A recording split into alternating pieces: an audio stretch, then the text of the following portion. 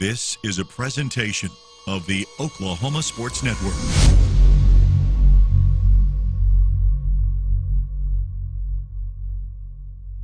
Any other use of this telecast or any pictures, descriptions, or accounts of the game without the Oklahoma Sports Network's consent is prohibited. It may not be reproduced or retransmitted in any form, and the accounts and descriptions of this game may not be used without express written consent.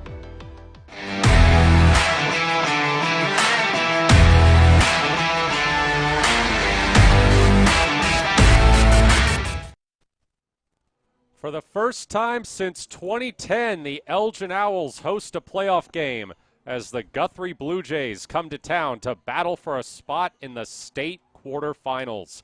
Hello, everybody. Matt Bowling here alongside former North Alabama quarterback Vincent Saylor. This is Countdown to Kickoff presented by Hillary Communications. Hillary Communications with telephone, internet, and Hillary TV. Once again, we have an extended Countdown to Kickoff for you. Last week, we started early so we could bring you full coverage of Elgin's senior night ceremony in addition to our usual pregame discussions. This week, there are no ceremonies to cover, but it is the first round of the playoffs, and there's a lot to talk about. Some really intriguing matchups across 5A, so we wanted to make sure we had time to give you a look at the bigger picture and how Elgin fits into this year's playoff field. And joining us for that discussion, and also is going to be our sideline reporter tonight, an OSN veteran, Christian Lawyer. Christian, how you doing? Thanks, Matt.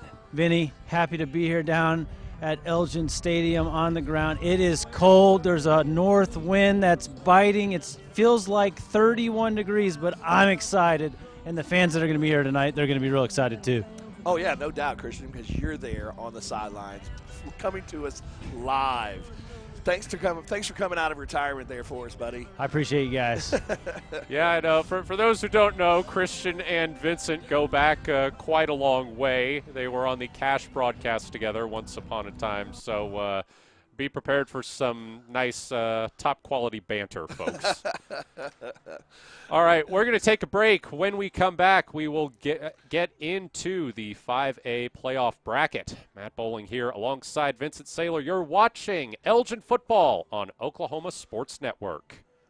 This OSN playoff football game is brought to you by Vincent Saylor from State Farm Insurance. We fight the battles no one hears about. We drop into the middle of firefights to rescue others. And act as one-man air traffic control towers.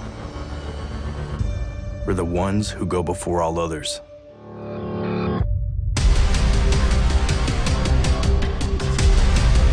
Join the fight.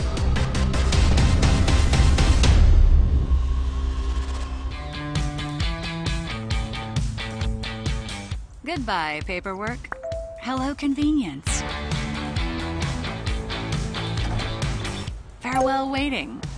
Hello, personal service. Catch you later, dreaming. Hello, planning.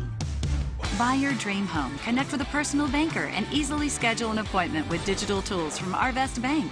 Goodbye, limits. Hello, possible. We come from different backgrounds, with diverse interests and unique learning styles. Finding classes that fit your individual needs isn't a challenge at Cameron University. A small campus and dedicated faculty ensures there's always someone close by to guide you on your journey. Your success is our success. Your education is our mission. At Cameron University, you're not a number, you're part of the family. This OSN playoff football game is brought to you by Vincent Saylor from State Farm Insurance. Welcome back to Countdown to Kickoff, presented by Hillary Communications. Hillary Communications, always innovating because every community matters. Matt Bowling here alongside Vincent Saylor and our sideline reporter, Christian Lawyer. And we are going to get into this 5A playoff bracket because I'll tell you what, when you look at that bracket, you see how deep the field is. I mean, Elgin, you see them there at the bottom. They've probably got a tougher path than they would have if they had won the district, but not by much. If they win tonight, they'll likely be traveling to Grove next week, who also moved up from 4A. They're undefeated and ranked number 2 in the AP 5A poll. They outscored their opponents 510 to 150 in the regular season. Beyond that would probably lie either Carl Albert or Del City. Carl Albert, who saw their streak of 5 straight state titles end last year. They're led by junior running back Xavier Robinson, who has an offer from Iowa State. Del City, who moved down from 6A and has multiple D1 prospects on defense. Yeah, not an easy bracket, but not an easy way to go. But some interesting games off the top. This was probably one of the closest and tightly matched game.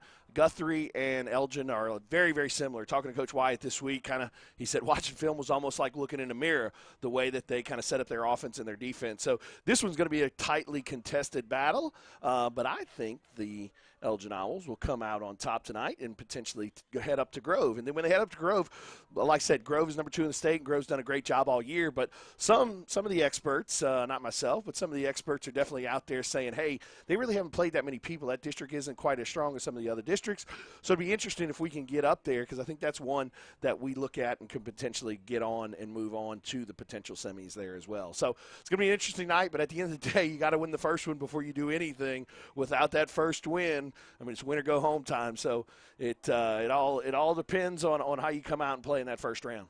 Yeah, and had Elgin won last week in the district title game against Midwest City, who you can see at the top of the bracket, they would have been on the side of the bracket with Coweta and Bishop McGuinness. So, like I said, they've got maybe a little bit of a tougher path, but not by much. Let's get into some of these first-round games. I especially want to highlight McAllister at Collinsville. McAllister number 7 in the AP poll, Collinsville number 6. This is a rematch of last year's state title game. Collinsville won that 42-35 to capture their first gold ball in program history. McAllister coming in looking for a little bit of revenge. They're led by an OU commit in Eric McCarty. You've also got Piedmont up at Midwest City. Midwest City came in at number 8 in the AP poll. The Wildcats are led by Cannon Wood, who's nicknamed the Hammer. They run a flexbone offense, so again, makes sense. Again, it's the difference in difficulty in the path for Midwest City and for Elgin is not a lot. I think, Vincent, you were even saying earlier there was perhaps some feeling that Elgin might actually match up a little better with Guthrie than they would with Piedmont. Yeah, that was brought up last week before the Midwest City game, but at the end of the day, I mean, it really doesn't matter. Kind of looking at our district as a whole, I would assume that Midwest City would move on there against Piedmont. MacArthur's going to have a tough task tonight, obviously, against Carl Albert, so I think Carl Albert potentially moves on there. And then El Reno's got Bishop McGuinness, and again, I think Bishop McGuinness takes care of business there. So hopefully, like I said, we can take care of business here tonight. The top 2 seeds in our district can move on and keep playing some football into next week. Yeah, if you do look at the rankings, though, you see District 2 versus District 1 in those first round matchups. It's kind of almost like a bit of an SEC versus ACC type situation, because you have Carl Albert, who's number 5. You have Bishop McGuinness, who's number 4. You have Guthrie, who's number 9, and then Piedmont is unranked. But again, really, really tricky. Midwest City ranked number 8, and Elgin ranked number 10. So there's even been some speculation that this might be an opportunity for a very rare district sweep by District 2 over District 1. Matt, I want to jump in there real quick. One thing to note in recent past is 5A2, the top 4, Piedmont, Guthrie, Bishop McGuinness, and Carl Albert. I mean, it's always those 4 teams, very top heavy in 5A2.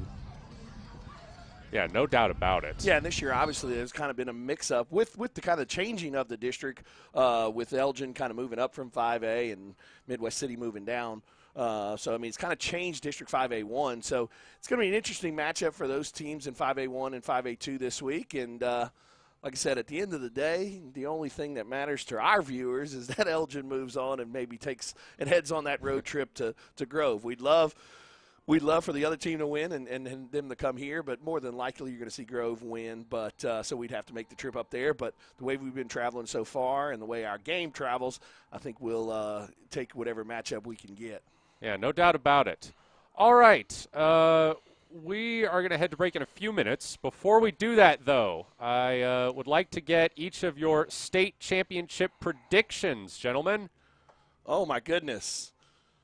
Christian, you go first. You're more of the Oklahoma sports guy.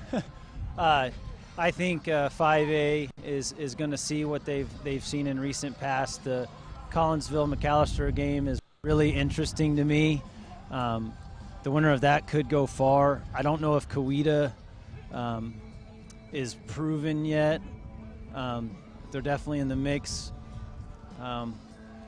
Looking at it, I think Elgin could get past game one with a date with Grove. I think they would run into Carl Albert in the semis. I think Carl Albert has hit their stride.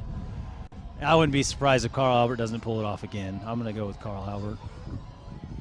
I'm going to be an absolute shameless homer and say Elgin is going to take it all the way. I mean, if you don't believe it, it doesn't happen. I think the kids on the field believe it. I think the coaching staff believes it. And at least one man in this box believes it. So I'm taking the Elgin Owls to win 5A in their first year. Vincent, you are really going for those favor points with Elgin fans tonight. Not only are you sponsoring this broadcast, you're picking the Owls to take their first gold ball in program history against a very loaded field. Well, my hat's off to you. If you're going to be a homer, you might as well embrace it. All right, my prediction, I'm going to go Coweta over Del City. I think these are perhaps the two best defenses in the state. They met 2 weeks ago at Del City. Coweta won 18-17 in overtime. And the Tigers are a senior-heavy team. They've been battle-tested. They have a lot of experience. I think they have the right ingredients to put together a state title run. And I think that for the second year in a row, we will see a program get their first gold ball in school history, in program history at the 5A level. But, I mean, the fact that we're all three kind of split, again, tells you how deep this field is. I think there's probably about 4 or 5 teams that have a real chance at winning the state title in 5A. Well, I think that's across all classes. I mean, at first, everybody was just kind of, hey, some of these are going to run away with it. You kind of thought that, but then you saw Jinx beat Bixby. So everybody kind of thought, Bixby's going to run away with it, 58 games in a row. But then Jinx goes in there and beats them. So I think all classifications, it's kind of a toss-up this year. I mean, you've got a lot of teams that don't have perennial success that are doing fairly well. So it's going to be an interesting year across the board in all of the classifications playoff battles. All right, we're going to take a break. When we come back, we will get a season recap for Elgin and Guthrie. Take a look at how both teams got to this point. Matt Bowling here alongside Vincent Saylor and our sideline reporter Christian Lawyer. You're watching Elgin football on Oklahoma Sports Network. This OSN playoff football game is brought to you by Vincent Saylor from State Farm Insurance. When it comes to your home, you need someone that you can trust to keep it safe and protected for you and your family. Vesta Foundation Solutions is your local, family-owned company that has helped many homeowners fix and protect their homes. Our engineered solutions can take care of all of your foundation repair, basement waterproofing, concrete leveling, and dirt crawl space repair needs. We take pride in getting the job done right, and you'll always be protected with up to a 75-year warranty. Contact us today for a free estimate. 4D Landscaping and Irrigation has been providing top-rated professional landscape and irrigation services for the past 25 years. They take your vision for that perfect landscaping project for your home, new construction, or business and make it a reality with their easy financing options. You'll want to make sure to ask them about their seasonal services too. 4D Landscaping and Irrigation.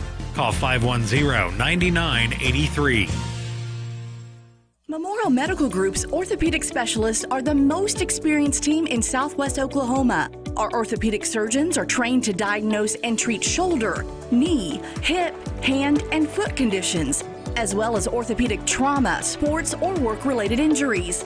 And they're the only ones in the area to offer Mako robotic-assisted surgery for knee and hip replacement. When you need bone and joint help, trust MMG Orthopedics to get you back to living your best life. Sidelined by surgery, illness, injury? Valor Physical Therapy can help. At Valor PT, our skilled therapists create a rehabilitation program individualized for you, with education and encouragement each step of the way. Whether it's sports or the activities of life, let Valor get you back in the game. Start now at 405-265-6449. No referral needed. Mention Oklahoma Sports Network and get a free t-shirt at your first appointment. Becker Raybon Funeral Home has been serving the funeral needs of Southwest Oklahoma since 1940 and is owned by the Raybon family. We believe family ownership makes a great difference in the care and service your family receives. Their staff is eager to find ways to assist you. Whether it's with live streaming or benefit assistance, we can help. When it comes to measuring personal levels of service, there are other funeral homes, and then there is ours. Becker Raybon Funeral Home, 1502 Fort Sill Boulevard.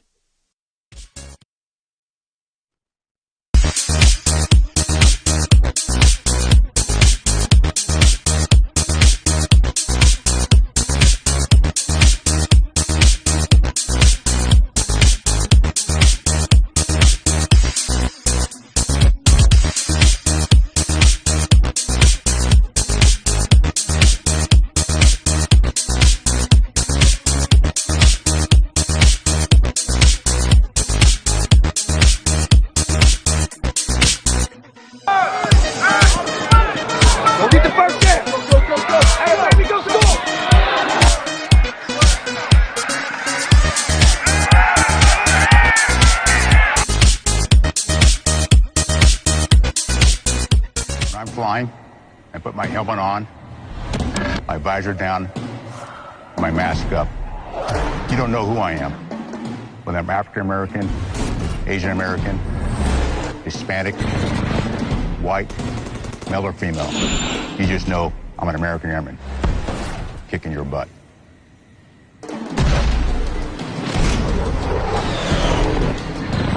I'm General C.Q. Brown Jr. Come join us. This OSN playoff football game is brought to you by Vincent Saylor from State Farm Insurance.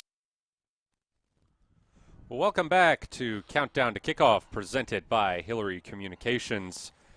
Now, as we discussed last week, Elgin was not expected to make the playoffs in their first year at the 5A level, but as the season went on, they just kept winning. They got off to a 6-0 start before losing at Noble in Week 7. Then they handled Duncan and pulled off a gutsy fourth-quarter comeback at MacArthur to set up a district title game with Midwest City. The Owls went toe-to-toe with a Bombers team that was in 6A last year, but in a cruel twist of fate on the night Elgin honored their seniors, it was two seniors on the other side who made a big play to win the district title for Midwest City. Air Force-bound quarterback D'Angelo Irvin Jr. threw a perfect ball to William Broyles with 11 seconds left for the go-ahead touchdown to deny the Owls their first district championship since 1986. Now, I do want to talk about that play a little bit, as painful as it may be for Elgin fans, but the more I watch it, the more I feel that there was nothing the Owls could have done differently that would have changed the outcome. The line got good pressure. Brody Morrison was in great coverage on William Broyles. It was just a perfect throw, again, by a 4-year starter who I think Air Force fans are really going to love. Yeah, I mean, if Brody's behind the guy right there, I mean, he catches in the end zone with no problem. Brody tried to undercut it, which he should have done in that situation, and just, I mean, if he didn't get a fingernail on it, I mean, he missed it by just a tad. And I mean, like I said, if he blocks that ball down, it's a different game, and we're probably sitting here talking about Piedmont tonight. But hey, it didn't happen that way. You got to deal with the hands that you dealt with, and this is where we are right now. You got, like I said, got to give kudos. I mean, it was a great throw and a great catch on the back end as well. So now we're here playing Guthrie. And it's going to be a tough matchup. But like I said, it's very, very, very similar teams when you look at the way that Guthrie runs the ball and plays defense and the way that Elgin runs the ball and plays offense. It's going to be an interesting battle. It's going to be probably a 4-quarter game again, and it may be one of those situations with whoever has the ball last is going to pull this one out. Yeah, and looking at Guthrie, they were widely considered a top 5 team and a state championship dark horse going into the season. And they also got off to a great start. They had a couple of really impressive road wins, 35-23 over 6A Ponca City in their season opener, and 24-20 over 4A powerhouse Tuttle to cap off non-district play. And, it was well known going into the season that District 2, as we said, would be very top-heavy and very competitive, and that was how it played out. Guthrie's district results were a 27-0 win at Piedmont, a 30-27 loss to Bishop McGuinness. That game, the Irish won on a field goal as time expired. A 70-6 win over Southeast. A 41-7 loss at Carl Albert. A 37-0 win over Eisenhower. And a 43-0 win at Shawnee. So the Blue Jays might have finished third in their district, but as you could hopefully tell by hearing some of those scores, they are still a very good football team. And we will tell you exactly what makes them a very good football team after we take a break. Matt Bowling here alongside Vincent Saylor. You're watching Elgin Football on Oklahoma Sports Network. This OSN playoff football game is brought to you by Vincent Saylor from State Farm Insurance. You deserve the best, and the Billingsley family of dealerships has delivered award-winning service since 1963. View our inventory when it's convenient for you at BillingsleyFord.com. That's the Billingsley way. Score big at Billingsley Hyundai. Experience the all-new 2023 Hyundai Palisade. This upscale SUV seats 8 and packs a powerful V6 to get you on your journey. Get yours today at Billingsley Hyundai. That's the Billingsley way. When it comes to showing your loved ones you care, you need the best. A Better Design Flowers and Gifts is under new ownership, and we're proud to be serving the people of Southwest Oklahoma. Our talented florists are committed to building the most beautiful floral arrangements, as well as providing superior customer service. We service all types of events, from weddings to funerals, just because gifts, and of course, holidays. We're also a veteran-owned company. Click, call, or come by today. We'd love to show you a better design. Bank First is uniquely Oklahoman, deeply rooted in over 50 communities statewide. From those roots, our investment in education springs forth, helping to raise the Oklahoma leaders of tomorrow while providing financial strength to the business leaders of today. That's the kind of loyalty that helps entire communities thrive. Bank First. Loyal to Oklahoma. Loyal to you.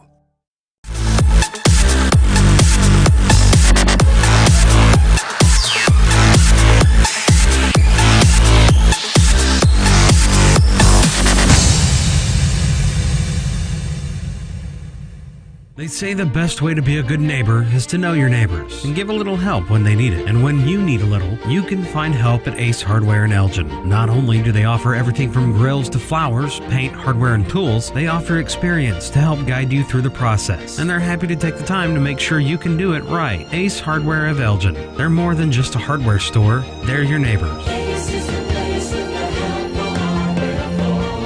Ace Hardware, 7796 Highway 277 in Elgin. At Bill Miller and Noble Heating and Air Conditioning, we take pride in our quality air conditioner and heater repair and replacement services, as well as providing the highest customer satisfaction. Bill Miller and Noble Heating and Air Conditioning has been serving Lawton and the surrounding area for over 25 years. We have the knowledge, equipment, and trained technicians to take care of all your heating and cooling needs. Give us a call. Bill Miller and Noble Heating and Air, 355-1811. At Firehouse Subs, a portion of every purchase helps provide life-saving equipment to first responders across the country. So at Firehouse Subs, we don't just make subs, we make subs that are big, bold, and craveable. We make our subs differently because our subs make a difference. Whether you order online or on our app, Firehouse Subs Rapid Rescue to Go will have your subs boxed, bagged, and ready for pickup. Firehouse Subs. Enjoy more subs, save more lives.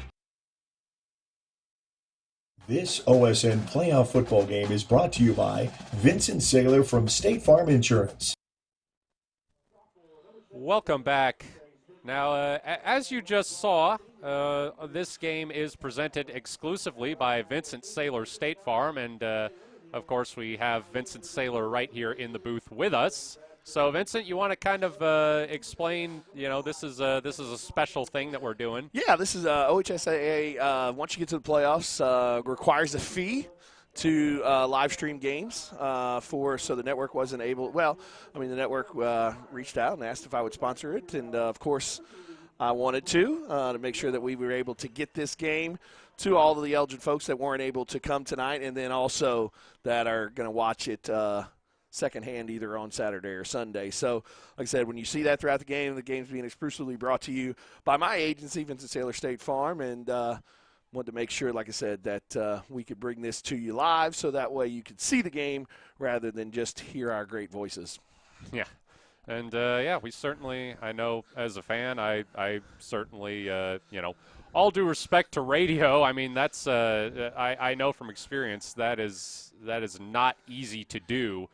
But as a fan, I always like having the picture. Oh, yeah, no doubt. So, and again, you are, I think you are very rapidly going to become Elgin's favorite broadcaster ever between, your sponsorship of the broadcast and your unabashed homerism. I know fans love that. So, but, we're glad we definitely, I know Elgin fans appreciate your support. Well, and we're one of them. So, I mean, we live right up the street, and one daughter goes here, one daughter's set to go next year.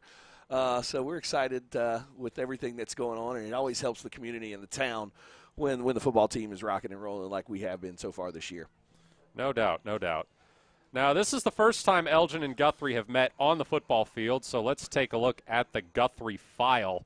Guthrie High School was established in the late 19th century. They've been playing 5A football since 1992 and are a perfect 4-0 in state championship games. Their most recent title was in 2013. The Blue Jays have had 2 players go on to the NFL. Dante Foster was on the practice squad for 5 different teams from 2014 to 2016. And Kentrell Brothers was a 5th-round draft pick of the Minnesota Vikings. He played for them from 2016 to 2019. Now, this year's Guthrie team probably doesn't have any future NFL players on it, but the thing that makes them such a difficult matchup, as we discussed, is how similar they are to Elgin. Like you said, Vincent, Elgin head coach Chalmer Wyatt said it's like looking in a mirror watching film on the Blue Jays. Defensively, they're very sound. They come into this game having not only shut out their last 2 opponents, but having held them to a combined 95 yards of offense. Again, combined 95 yards of offense. They also shut out Piedmont. They're the only team to do that this year. And they held Tuttle to their lowest scoring output of the season. Offensively, they have 2 great running backs, Isaiah Hammonds, he wears number 30, and Jalen Harper, who wears number 13.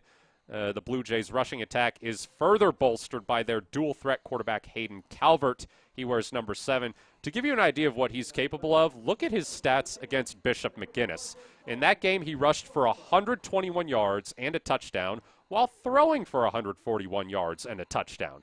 And when Calvert does throw, he has 2 wide receivers with college offers that he can depend on. Tyron Eaton, wearing number 3, has a Division III offer from Hendricks. Jalen Shelf, wearing number 10, has an NAIA offer from Friends. Yeah, Hendrix College right there in Conway, Arkansas, across the street from Central Arkansas, 1AA school. Yeah, I mean, it's like I said, Coach said it's just like looking in the mirror at the end of the day. They have a little bit more experience than us, but we're probably man-to-man, maybe a little bit faster, potentially more athletic. So it's going to be a great matchup no matter what, and it's going to be a fun one. Probably a 4-quarter game. The one good thing about it is the last 2 weeks we've kind of lived and died by those, so we've got some experience in those. Really, they haven't played in that many close games recently. The Bishop McGuinness game obviously went down to the last field goal there, so we may have the edge there playing all 4 quarters. But, hey, it's playoff football. It's win or go home, so really all the other stuff kind of goes out of the window once you make the playoffs.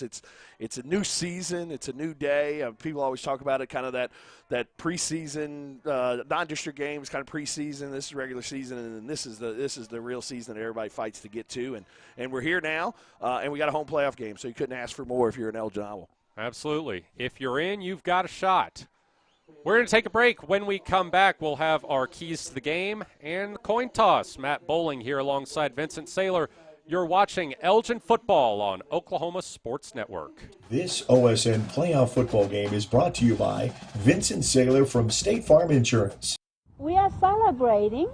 Here at Pam and Barry's team, we've been helping you through the real estate process for more than 20 years. We want to thank you for choosing our team to help you. We sold our house at full asking price, and it took less than about a week to get our full asking price with Pam and Barry. Don't go at it alone. Let us handle it all here. We're not bragging, we're just applying for a job. Do you have questions about your retirement?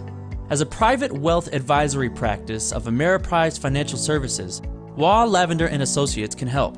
With the exclusive Confident Retirement approach, you'll work one-on-one with an advisor to develop a retirement roadmap to help get you where you want to go. Call us today.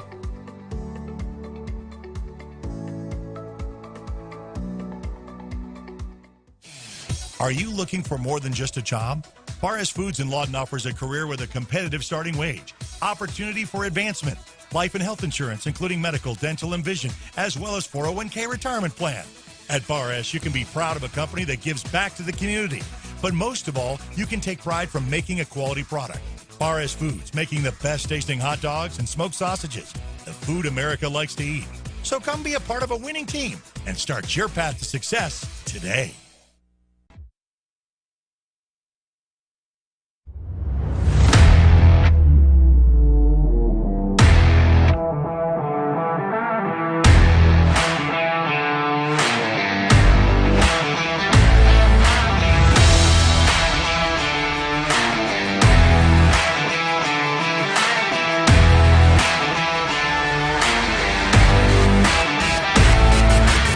In this day and age, insurance companies are everywhere. Most online with nothing but an app to tell you what's going on. That's where we're different. I'm Scott Watson with Legacy Insurance Group. We are a local team with smiling faces and firm handshakes. We are independent, which helps ensure you are getting the best rate always. We're here in person with a phone in our hands, ready to help you anytime. Scott Watson, Legacy Insurance Group. Click or call today. Waste is dirty. You need a solution. At Waste Solutions, we offer residential trash services for Lawton's outlying communities. We are a locally owned company. We're fast, professional, and affordable. High-quality customer service is our #1 focus, and we deliver every time. We love Southwest Oklahoma, and we take care of our own. Every problem has a solution. Waste Solutions. Call or click today. Hey there, I'm Trent Logan. Just so happens, I like to sell houses the fancy way.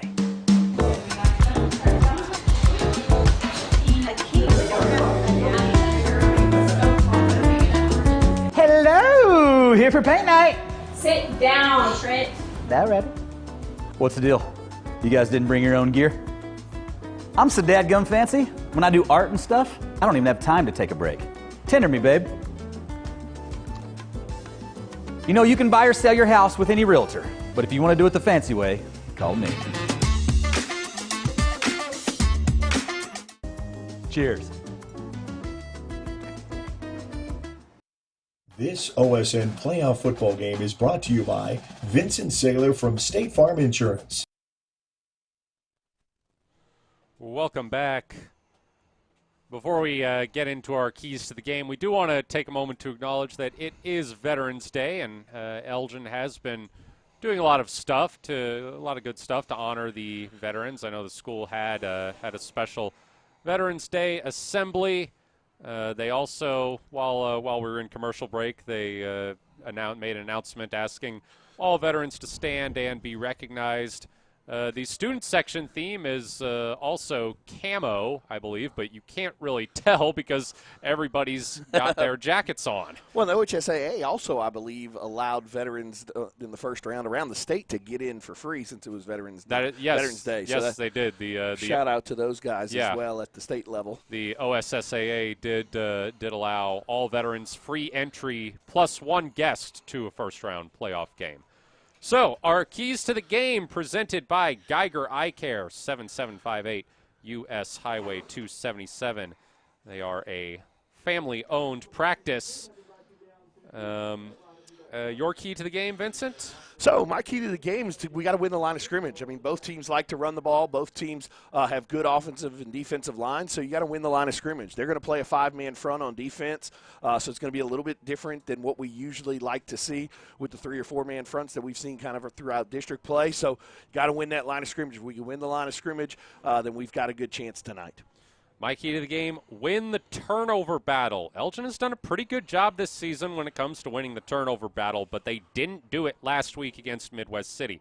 They need to be especially focused on taking care of the ball tonight because Guthrie is very good at causing turnovers and scoring off turnovers. Christian, your key to the game. Guys, both of those keys are very good. I'll tell you, down here, the feels like temperature has dropped into the high 20s.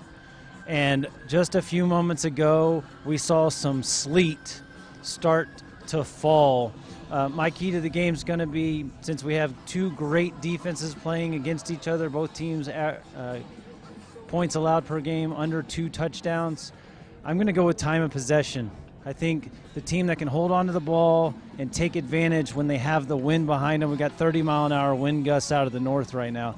I think that's the team that's going to be successful tonight. Yeah, no doubt. It certainly looks pretty chilly out there. We can see pretty much everybody is bundled up tight. Meanwhile, we're up here in our nice heated room. Yeah, you guys look toasty up there. Love you, Christian. All love. Yeah, Christian putting his body on the line for the team tonight. All right, we are. That's the first time he's probably done that in a team sport. All right, we are just a few minutes away from the coin toss.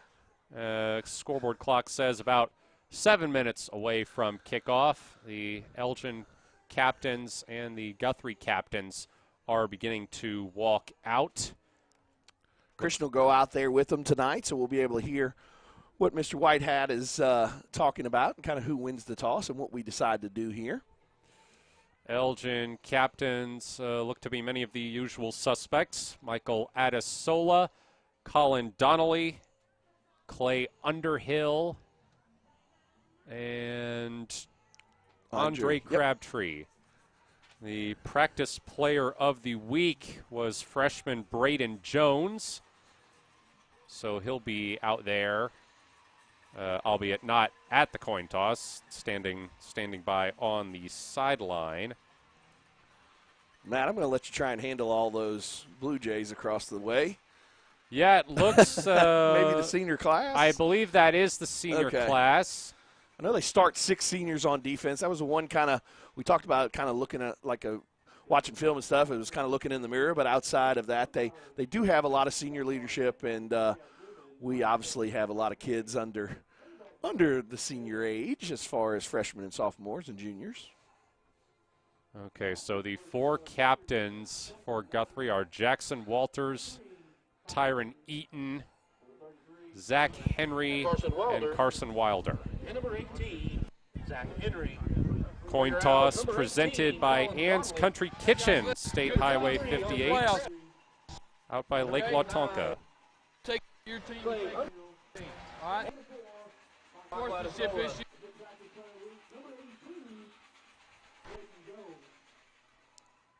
We got heads. You'll call it. I'll hit the ground. What do you want? Tails. Tails?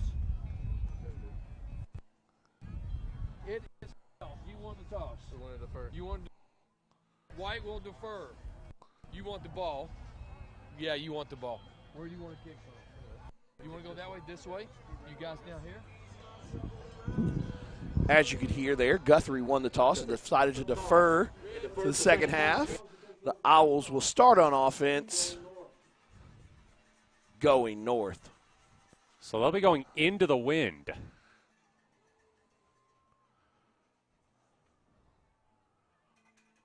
Kind of an interesting choice there by Guthrie. Usually want to take the wind at the second and fourth quarter. But we'll take it, and we'll take the ball. What we got this week for the Battle of the Birds? 1-0 this year in Battle of the Birds games. I know Christian likes that stat against the Weatherford Eagles. The Owls were able to take care of. So if we can take care of an Eagle, we can take care of a Blue Jay, right?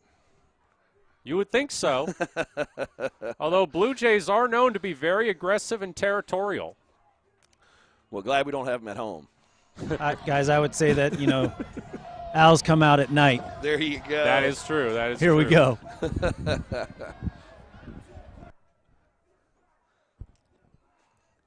What do we got here? Banner going with the somewhat cliche, tell your girlfriends you'll be free next Friday. Ah, okay. Updated for modern times with the social media handles.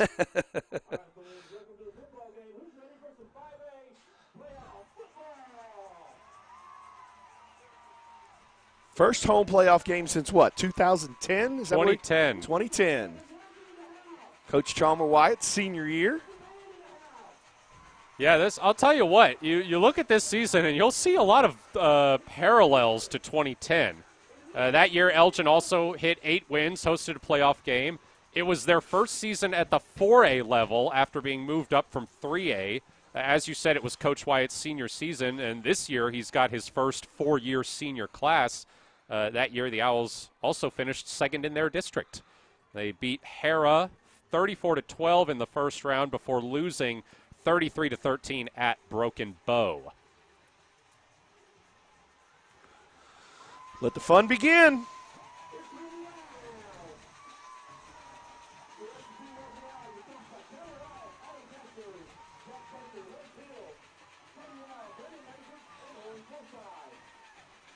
One thing you got to love about all these kids on this year's team is just the fight they've had all season long. Like I said, kind of came in the season as underdogs and the new kids on the block as far as 5A goes, and hadn't had much success in the last couple of years as far as 4A went. So not expecting a whole lot, but they've really come out this year and shown what they've made of and what the type of progress that Coach Wyatt has made here in Elgin in his 4th year. And good things to come. I mean, yes, we're super excited about this year, but at the end of the day, when you start listening to this broadcast, you'll hear nothing but freshman, sophomore, junior. I mean, there are some seniors that contribute, don't get me wrong, but at the end of the day, most of the guys that you're going to hear about tonight are freshmen, sophomores, juniors, and so the future bodes well. And the 8th grade team and the 8th grade group that's coming up has been really taking care of business in those younger divisions and junior high divisions and things like that. So things are looking bright no matter what happens tonight, but it'll be great to get on to the second round. Yeah, this year really feels like it could be a turning point for a program that doesn't have a lot of winning tradition. I mean, let's just look at the tail of the tape, okay? Elgin, this is their 13th playoff appearance in school history. They have a 5-12 record in the playoffs. Guthrie, this is their 33rd playoff appearance in school history. They have a 38-28 record. This would be Elgin's 3rd trip ever to the state quarterfinals. It would be Guthrie's 3rd trip in a row. This kickoff and all of our kickoffs are brought to you by Wayne's Drive-In, a Lawton tradition since 1950. Thank you, Vincent. Noah French getting set to kick off for the Blue Jays.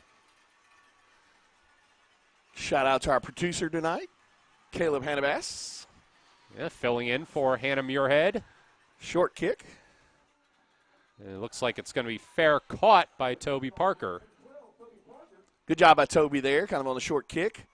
Try not to risk anything. And gets decent field position for us to start with here.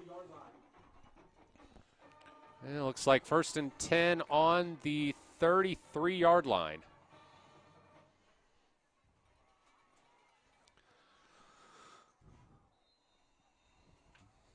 Matt Lund joining Trace Laura back there. First play is a throw, and it's caught by Elam. It'll be a gain of about 5. Yeah, not a bad little hitch. Not a bad little catch and throw. Get it out there quick to Austin, who's been stepping up lately in the last couple of weeks. Had some big runs last week in that game against Midwest City. Comes up with the first catch of the game. 2nd and 5 for Elgin on the 38. They give it to Elam again. He cuts inside, and he might have the first down. Yeah, just kind of a little toss play there. Probably go down as a pass and catch because that's the way they run that speed sweep now is a little toss play. And since the ball was going forward, good job by Austin there picking up the first down on 2 early catches for him. Kind of break a couple tendencies. Obviously, we're big, heavy on the ground, but came out with something a little bit different, kind of get maybe Guthrie on their heels. Fresh set of downs for the Owls. They give to Lund, and he is chopped down for a loss. That's Braden Cheney. Yeah, talking to Coach White earlier this week, one thing he talked about, they do a great job of getting off of blocks, and then also they are sure tacklers. He said, looking at the 7 or 8 games that he was able to get his hands on and watch, he said he maybe counted 6 to 7 missed tackles the entire 8 games or so. So just a missed tackle a game. And, I mean, that's definitely something that's going to make it hard for our offense. Going to have to keep long, sustained drives likely rather than just those quick hitters. Loss of 4 makes it 2nd and 14. Laura on the keeper. He can't find any space. Yeah, just that power sweep that we've ran the last couple weeks in short yardage situations. Just nowhere to go right there. Good job by the defensive line of creating some push and brings up a 3rd and long, not where we like to be. 3rd and 15. See if maybe we take a shot here to Michael on the outside. Kind of one-on-one coverage up there. Oh, nope, they're going to bracket Michael. So maybe Trey Vaughn down here has got single coverage. Making a check at the line here. Laura looking to throw. Lets it go for Lund, but it's too far ahead of him. Yeah, I decided to do that wheel route that we run out of the backfield a good amount, and just a little overthrown to Matt. Brings up a 4th down situation where we got to punt it away. Like I said, they're very, very sound on defense, so you're not going to see a lot of people running down the middle of the field open, wide open, or any of that type of stuff. So you're just going to have to keep those long, sustained drives. See if we can get a good punt out of here. Not a bad one. Returned by Harper. He's dangerous on punt returns. And he gets back up to the 45. Jalen Harper, he is part of Guthrie's own 2-headed monster at running back. He didn't really emerge, though, until about midway through the season when their top running back, Isaiah Hammonds, sustained an injury. He missed Guthrie's games against Tuttle, Piedmont, and Bishop McGuinness. And Harper performed so well that he's now ranked as the number 4 junior running back, and they fumble it. Yeah, kind of went into a wildcat position right there with the aforementioned Harper and tried to run a zone read there, and him and the running back were unable to hook up there. Luckily for them, they were able to follow the ball, but brings up a 2nd and long. As I was saying, he performed so well in those games that he's now ranked as the number 4 junior running back in the state by Prep Red Zone. Now he takes it again on a wildcat, and he keeps it himself. Gains back a lot of that lost yardage from the fumble. It's still going to be about 3rd and 8 or 7, though. Yeah, decided to go wildcat there the first two downs of that drive. Now they're coming back with their normal quarterback. Trips over here to the far side. That'll shorten the distance. Yeah, Shea got a little excited there, gave him the easy 5, and makes it a much easier down and distance here for them. It'll be a 3rd and 2 now for Guthrie. Yeah, just unfortunate right there, right in front of the ball, obviously, but trying to get a jump on the snap to get back there to get to the quarterback on the 3rd and long, but see if we can get a stop right here by the defense. Hammond's in the backfield alongside Calvert. Just like us, kind of looking to the sideline. Looks like they're changing the play. Counter play this way. They give it to Hammonds. He's got the first down and a little bit more.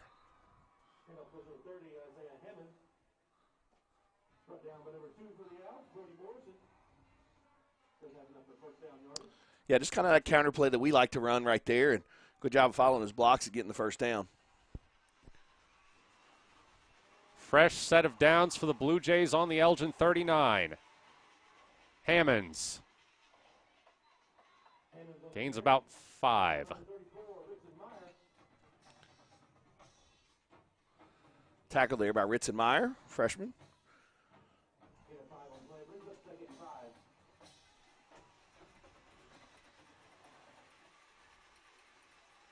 Hammonds wrapped up, but still gains a few. Yeah, good job of Colin there, kind of hanging on to him. Was able to get one paw on him and was able to bring him down there. Brings up a 3rd and short here, 3rd and 3. Probably in 4-down territory here. So behoove us to maybe get a lost yardage play here if we want to set us up better situation for 4th down. Harper from the Wildcat, and he's got the first down. Yeah, good job of the offensive line there of just getting some good push up front and just a quarterback kind of power.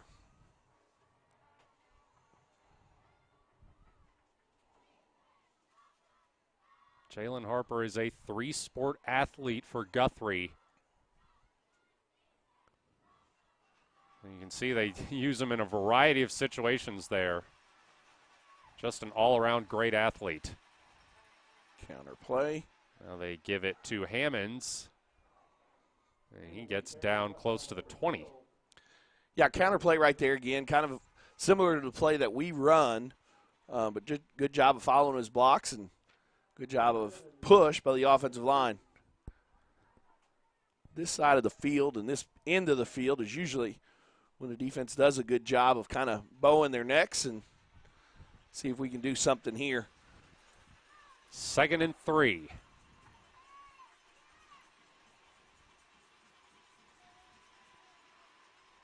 Hammonds up the middle.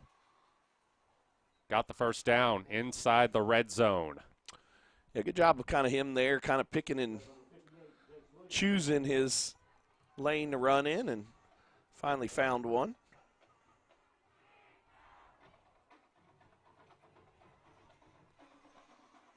So Guthrie on the Elgin 16, 1st and 10.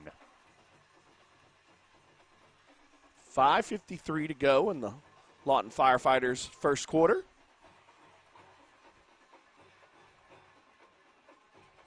Hammonds there goes Jack. Wrapped up from behind. Jack Angley coming in to make the tackle. Yeah, Jack does a good job of coming from his end spot. He's so long and so quick from that spot and did a good job of wrapping him up there and creating a 2nd and long. It's 2nd and 8 now for the Blue Jays.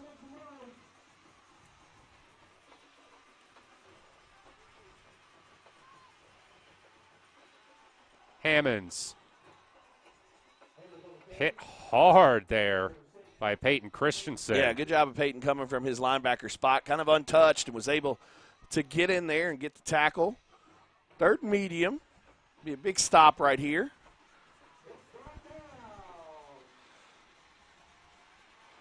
Offensive line's kind of doing a good job of creating some holes and getting some push up front. So see if defense bows their necks right here. 3rd and 5 for Guthrie. Kind of that.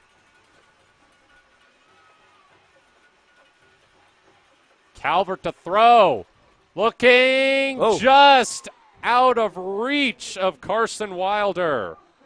Yeah, nice little design to that play right there, but luckily he just kind of overshot that one a little.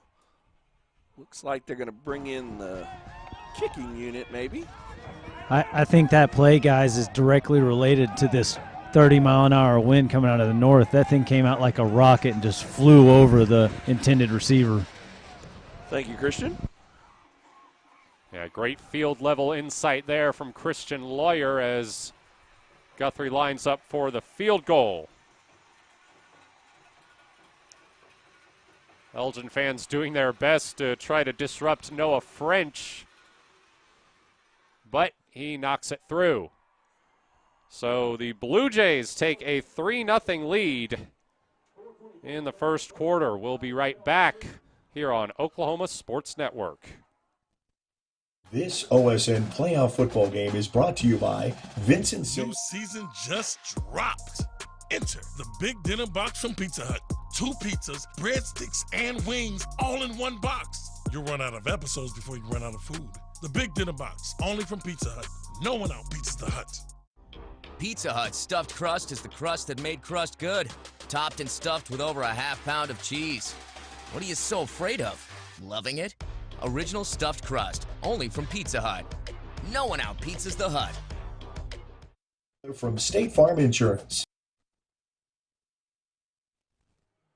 Welcome back. A 28-yard field goal from Noah French gives Guthrie a 3-0 lead. Matt Bowling here alongside Vincent Saylor. Christian Lawyer is our sideline reporter tonight as we get ready for another Wayne's drive-in kickoff. A Lawton tradition since 1950. Thank you, Vincent. Going to switch up hashes here and going to kick on the other hash this time. Probably looking at trying to, nope, maybe kick it to Josh Adesola here. Nope, going to go a little bit deeper. Again, caught by Parker, but he returns it, and he's able to get up to the 40. Yeah, not a bad idea right there. A lot of times when they kick those short kicks, you want to fair catch it, but since it really didn't get any height to it, didn't allow the kicking team to get down there very quickly. So good job of Toby getting as much as he could and creates better field position for the offense. See if we can get a better drive going this time. We'll start on the 41.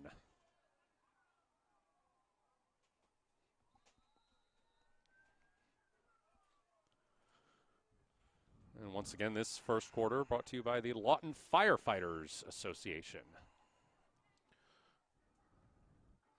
And off to Lund. He's got blockers, but wrapped up by Nate Benford.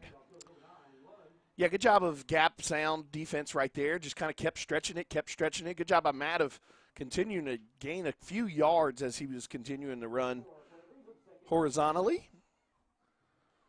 It'll be 2nd and 6 for the Owls. Matt's got about 1,600 yards on the year of total offense between rushing, receiving, and kick returns. He gets it again. Looking for a hole, but can't find anything. Yeah, with that 5-man front, it's going to be difficult to find some holes. So offensive lines, because that means it kind of is a hat on a hat. So it's going to be difficult for the offensive line and the running backs to find a lot of big holes tonight. So might have to kind of do some of the pitch and catches and throws outside on the quick to maybe spread them out a little or weaken them up a little on the inside. 3rd and 6. Ritz and Meyer now in the backfield. Laura to throw. Lets it go. Too far ahead of Austin Elam. Great concept right there. Just kind of you had Trayvon on the outside running a post. You had Michael running a dig across the middle, and then Austin coming from the inside kind of on a wheel route, but just a little too far on that throw there from Trace. So now Elgin will have to punt again. But good concept there, and probably going to come back to that at some point later on in the game.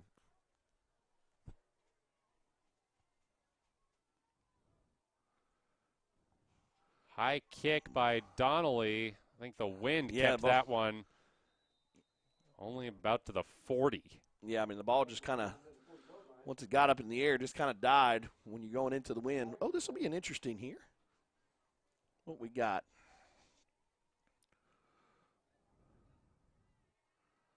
Illegal formation, I guess. So Guthrie will decline that. So defense is coming out again. Defensive line's got to do a little bit better job of getting some push. That first drive, Guthrie's offensive line did a good job of creating some holes and getting a good push. So see the defensive line, Jace Williams, Jack Angley, and Landon Blankenship can fight back on that. Peyton Christensen and Andre Crabtree also kind of lined up on the line as those five-man front. Pitch out to Hammonds, chased down by Crabtree, and he pulls a nice spin move to turn it into a short gain. Yeah, good job of pursuit there by Andre, just not able to get him down, so it was allowed a short gain there. Yeah, what they're trying to do there is just toss it to the outside. Andre kind of came unblocked, but they're hoping that their running back can out-athlete Andre to the edge. And good job of pursuit, though, by the rest of the defense to stop it for a short yardage gain. Second and 7. Hammonds with room, and that should move the chains. It's going to be real close. No, they're going to give it to him. Ball right on the 50. It'll be a first down for the Blue Jays.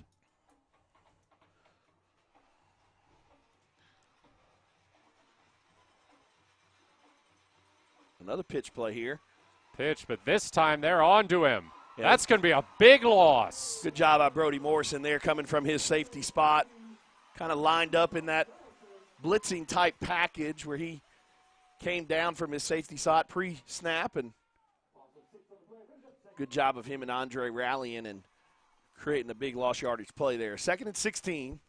He said they're a lot like us as far as offense goes, so they're not accustomed and liking these second and long positions. Got Ritson on the outside this time. Looks like he's coming off the edge. Calvert throws. It's caught. Willie Clymer getting a lot of that yardage back. Yeah, just a kind of a hitch route there. Good job of getting the ball out of his hand quick and finding the open spot in his zone, and getting about eight of those 16 yards back. Creates a third and manageable. 3rd and 7. This would be a big stop right here for the defense. Force the punt potentially. Looks like Ritson's going to come from the outside up top. Looks like Andre's coming down here in the bottom. 3 receivers here. Calvert to throw. Screen. It is broken up. Yeah, kind of threw that one with a lot of hot sauce on that for the inside screen there. Trying to throw that inside tunnel screen to number 20, but quarterback kind of put a little extra on it and wasn't able to come down with the catch. So it's going to bring up the punting unit here, bring out the punting unit. Quarterback is, again, their punter. Seen this the last couple weeks, so keep an eye on that as the game progresses. Brody Morrison and Ritson Meyer back to return. It's a good punt, and it looks like Morrison's going to fair catch it. All right, so offense really hasn't got much going so far. First drive had 1 first down on a couple pitches and catches to Austin Elam, but outside of that, not much success. He said may have to open up the running game kind of by some short passes to get them spread out a little. They're kind of bunched up all in the middle there, and our normal zone plays aren't getting much yardage right now. Laura rolls out, fires, and caught by Adesola. Yeah, so like I said, that's what you kind of got to do there on first down. You got to kind of flip the script a little and throw some on first down to kind of loosen that first down defense up, and then that way you can come back with your running game later on. Good job of throwing and catching there by Trace and his favorite target, Michael Adesolo, on a deep comeback. Owls move the chains on their first play of the drive. 1:18 left here in the first quarter. This time they give it to Elam. He cuts inside but doesn't get far.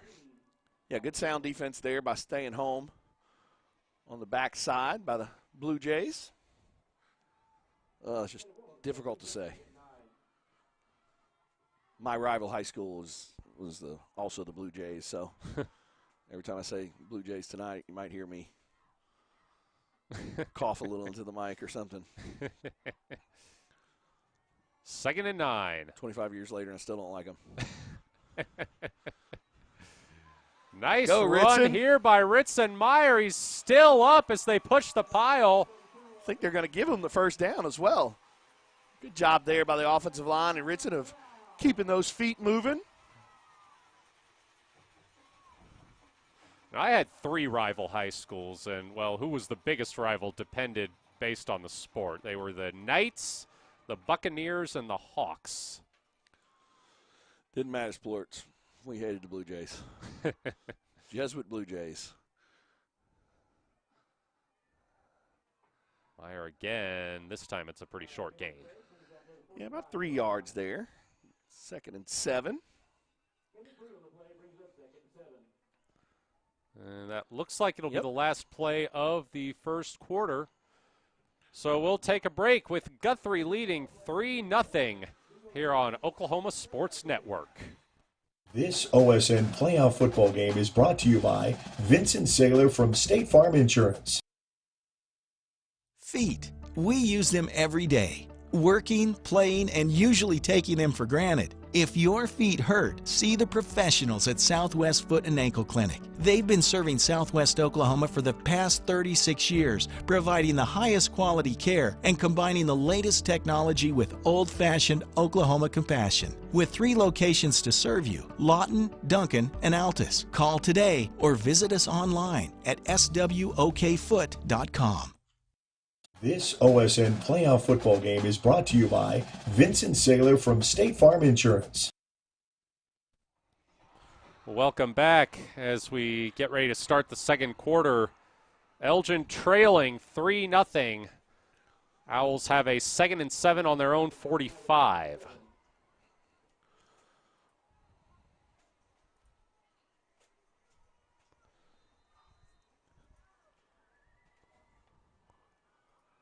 Lund gets stood up at the line.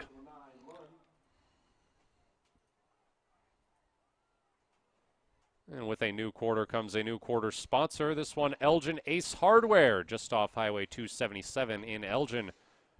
Your small town, locally owned hardware store. Christian got the toe warmers today from Ace Hardware. Not sure if they're working down there for him yet, but I can confirm they are not working. 3rd and 6, Lord to throw. Lets it go for Adesola. Almost made the catch, but it's incomplete. Yeah, just ran a wheel route there again and just unable to connect on the deep ball. Brings up a punting situation again. Not a bad throw there at all, though. Just led him just a little bit too far. Probably wind had a little bit to do with that. So Colin Donnelly will punt again.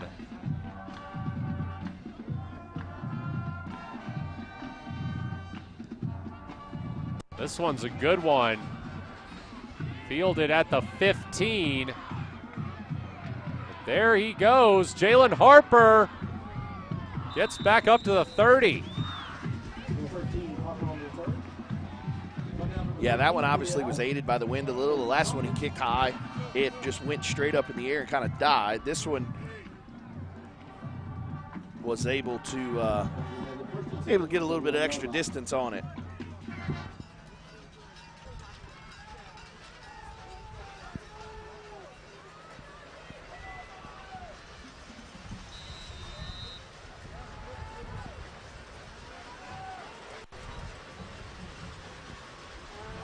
Handoff.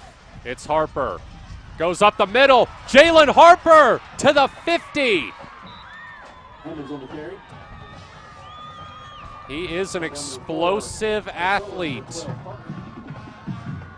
If Elgin lets him get loose, it will be trouble.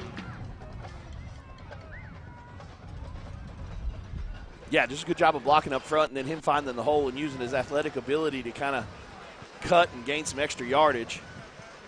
Now they give it to Hammonds, who breaks a tackle but can't evade the swarm. Yeah, good job there. Looked like by Andre Crabtree on the outside to fight off that block and make him cut up underneath him. Get a little feedback there, Christian's mic, and some sounds on the field.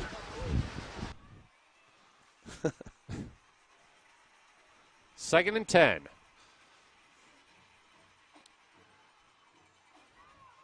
Good job there by the defensive line. Landon Blankenship. Colin Donnelly meeting him right there in the hole for the big no yardage play. Brings up a 3rd and long again. It'll be 3rd and 9. See right here if the defense can come up with a big stop.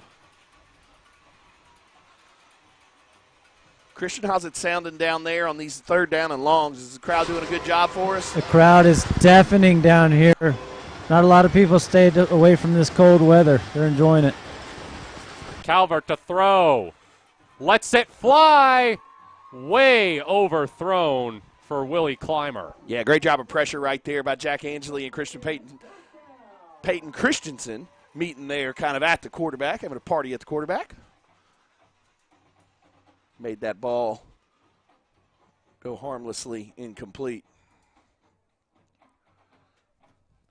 Probably scoot the returners up a little this time because if it's a high punt, it's going to get hung up in the air and probably die a little. Need to make sure that we do a good job of yelling fire or Peter or whatever that word is. Yep, get away, get away, get away, get away, get away. It'll spin down almost to the 25. It's kind of doing a little Red Hot Chili Peppers there. Give it away, give it away, give it away, give it away now. Vincent, I want to let you know that word is Peter. I heard it. Okay, good, good. That's a good call. We had some issues with that earlier in the season, so glad to see that we were able to learn from that. And good job by the return crew to get us decent field position here.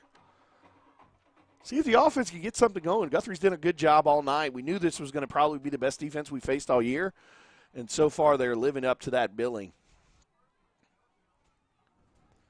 Elgin starting from the 26. Hand off to Lund. Tries to go the other way, but is brought down. Yeah, they do just a great job of kind of staying in their lanes. We talk about it all year, kind of on the defense, for our defense, of what the keys to the game are and stuff like that. And we talk about gap sound, and that they're doing a very good job of that. As you kind of see, Matt's just kind of trying to get to the outside and find a hole. Usually he's able to find a hole, but so far tonight he's not able to, and making the run game a little bit difficult. Now Meyer. Yeah, same thing with Ritson there. I mean, just able to get 2 or 3 yards of carry, and not what we're used to. So, like I said, going to have to probably rely a little bit more on Trace and Michael and Trayvon and Austin and those guys on the outside. Brings up 3rd and 10 for the Owls.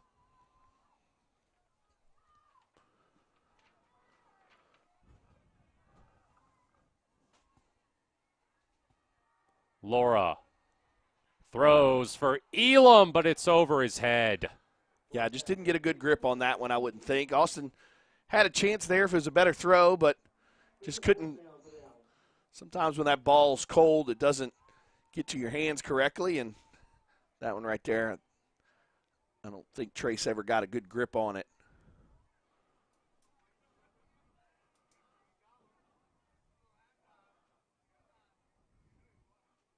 This game rapidly turning into a punting contest. We knew coming in, I mean, this was going to be a defensive slugfest. Both teams were, like Christian said, allowing under 14 points a game, I think 10 and 12 respectively. And so you knew it was going to kind of be a defensive battle, but you thought the offense was going to have a little bit more success, but got to make some adjustments. And one thing about it is our defense is doing a good job on their offense as well, so kind of keeping us within striking range. Coach Wyatt and Coach Castro, I think, will figure this out as we continue to move forward. Blue Jays start on the 37.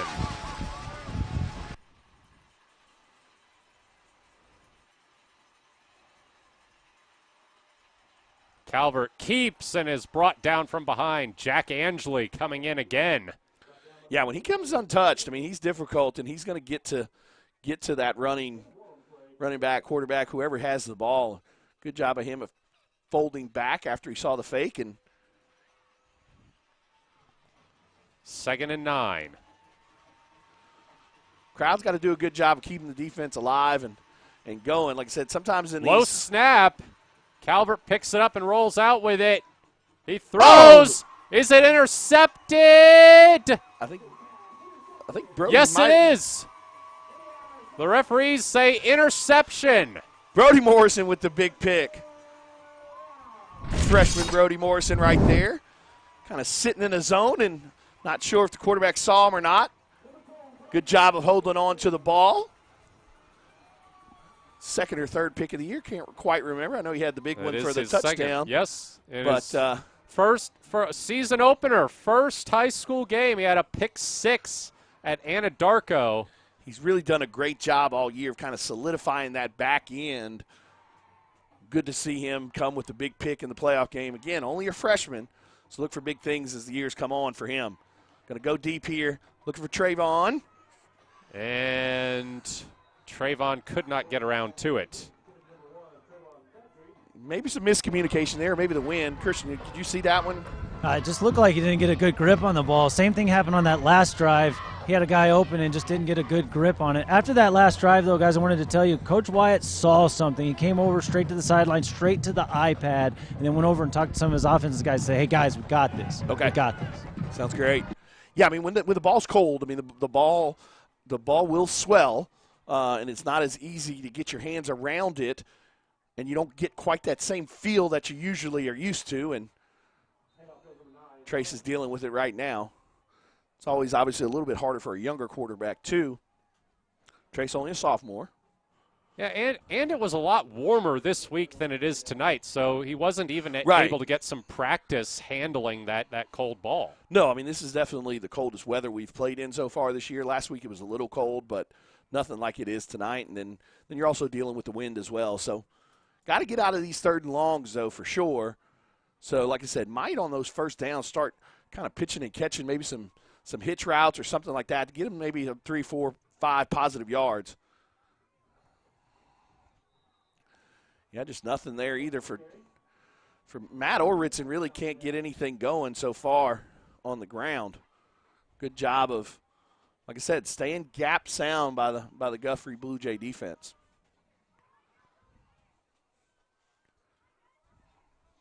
So again, the punt team comes out, and I just happened to recall a fun fact that I saw on Twitter this morning. Today is the anniversary of the 1939 Texas Tech versus Centenary game, as that punt is down at the 10.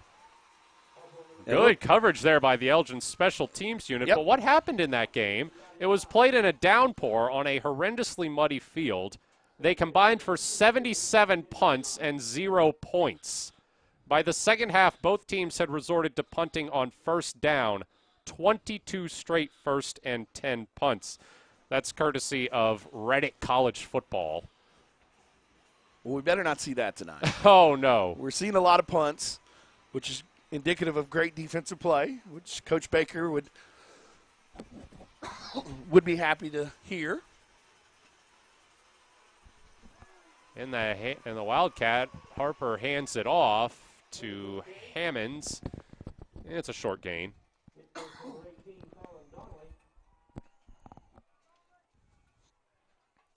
Yeah, good job of flow there by Colin Donnelly and getting to the ball and getting a tackle for little to no gain. This would be a big stop right here if we can get him kind of 3 and out, because this would give us another good field position. Still in the Wildcat. And Jalen Harper there with Isaiah Hammonds next to him. Offsides. I'm going to push him back a little there. 5:20 left to go in the second quarter. Christian, I think the crowd again had a little bit to do with that. This crowd is definitely loud cheering these Owls on.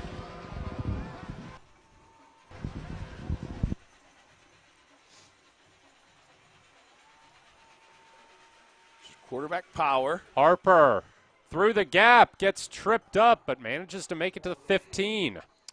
Yeah, just quarterback power there. It actually probably was designed as a quarterback sweep, but saw a hole back against the grain and cut it up and did a good job of getting some positive yards. Brings up a 3rd and short here. So it would be a big stop for the defense to force the 3 and out. Only a 3rd and 3.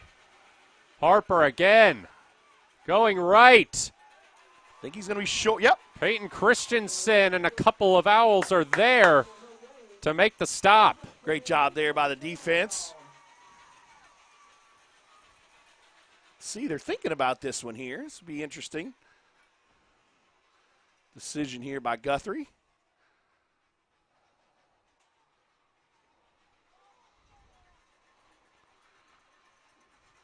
$15 seconds on the play clock. See if they maybe try and get us the jump, but 4th down here. Maybe he's saying his defense is doing a good enough job. No. Going to call the timeout here and probably punt it away. All right, they take a timeout. So do we. You're watching Elgin football on Oklahoma Sports Network. This OSN playoff football game is brought to you by Vincent Saylor from State Farm Insurance. Arrow Sign Company has been serving Oklahoma and surrounding states for over 60 years. As a family-owned business, our focus has always been on driving people to your door, not just selling you a sign. From custom sign design and manufacturing to installation and service, Arrow Sign has the knowledge and experience to deliver the ideal sign for you while using materials of the highest quality to ensure that your sign will look great for years and years to come. We design and manufacture our signs for longevity, so you get the greatest return on investment possible. Arrow Sign Company, helping your business thrive since 1955.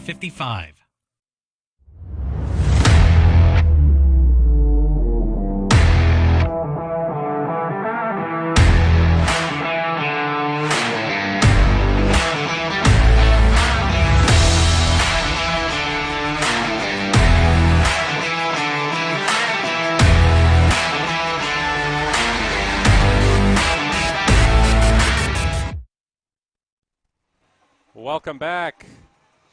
Guthrie punting from deep in their own zone with a 3-0 lead. Oh, no, they're going to fake it. And they're going to pick it up. They've caught it. Wow. And it's going to be another 15 on top of it. Wow. A gutsy play call by Kelly Beebe. I think somebody fell on top of him after the play was over. So, yeah, going to add another 15 to it. Yeah, gutsy call right there. But, I mean, don't blame him right there. 4th and short, and your defense has really done a great job all night, and your offense hasn't done anything in a couple drives. So, see if we can get a little momentum, and they sure did right there. Kind of got the crowd back on their hands a little. Harper in the Wildcat. Up the middle. Still pushing, and almost to midfield. Yeah, just a quarterback counter there. Motioned one guy out the backfield, and then Peyton Christensen did a good job of getting in there, but good job of him of cutting up underneath Peyton. Quarterback power again. This time Jack's able to come from his defensive end spot. Like I said, when he is untouched, he gets back there so quick because he's so long. And is able to hawk people down from the backside. Another big 3rd down. More than likely, if you run a fake, the rest of the field is going to be 4-down territory. 3rd and 1. Harper has the first down. And again, Jalen Harper was not used much in the running game until about the middle of the season when Isaiah Hammonds went down with an injury. He was forced into the top running back spot for 3 games, and he just has been a revelation for this Blue Jays team. Yeah, obviously, like I said, I mean, they found something that they like. Right now they found this Wildcat formation that they like, and they're sticking to it. This time he hands it off, and we're going to stop in the backfield there.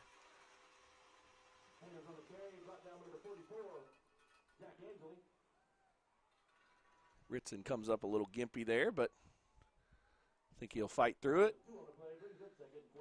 2nd and 12.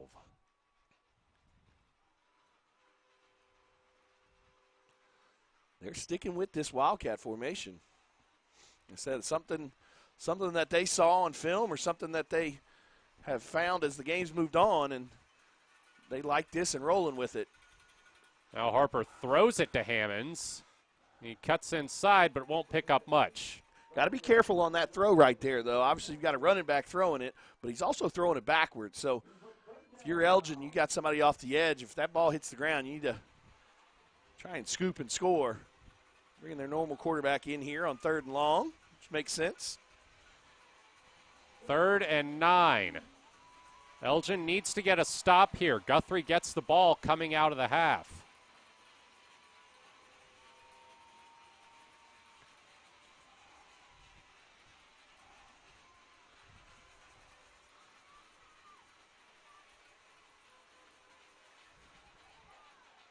Flag comes in. False start. Going to push him back another 5. 1:34 left to go. Like I said, definitely don't want to allow them to score. They get the ball at halftime. Quick first half, obviously, with both teams keeping the ball on the ground a ton.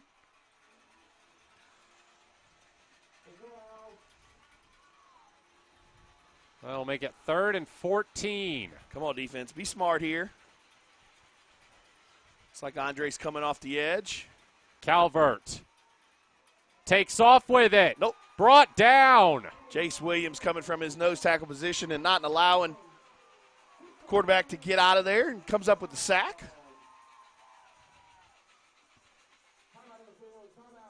And Elgin will take a timeout to stop the clock. We'll be right back here on Oklahoma Sports Network.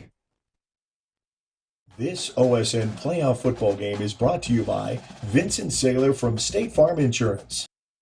Battle-tested and prepared to uphold the rule of law, District Judge Scott Metters, a lieutenant colonel in the Army Reserve, earned a Bronze Star for service, 26 years legal experience, 5 years on the bench. Re-elect District Judge Scott Metters.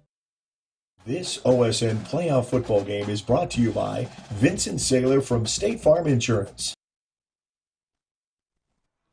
Welcome back. Elgin trailing 3-0 with 1:25 to go. Big 3rd down stop as the Blue Jays are going to punt. Well, the ball is on the 47. They're kicking, into the wind, so might not get much on this punt. Christian, what would you rate Coach Wyatt's 40 there to make that timeout call? Oh, he was definitely faster in high school, but he had some wheels. Okay. Hayden Calvert, the punter for Guthrie. Come get it. And that one is stood up.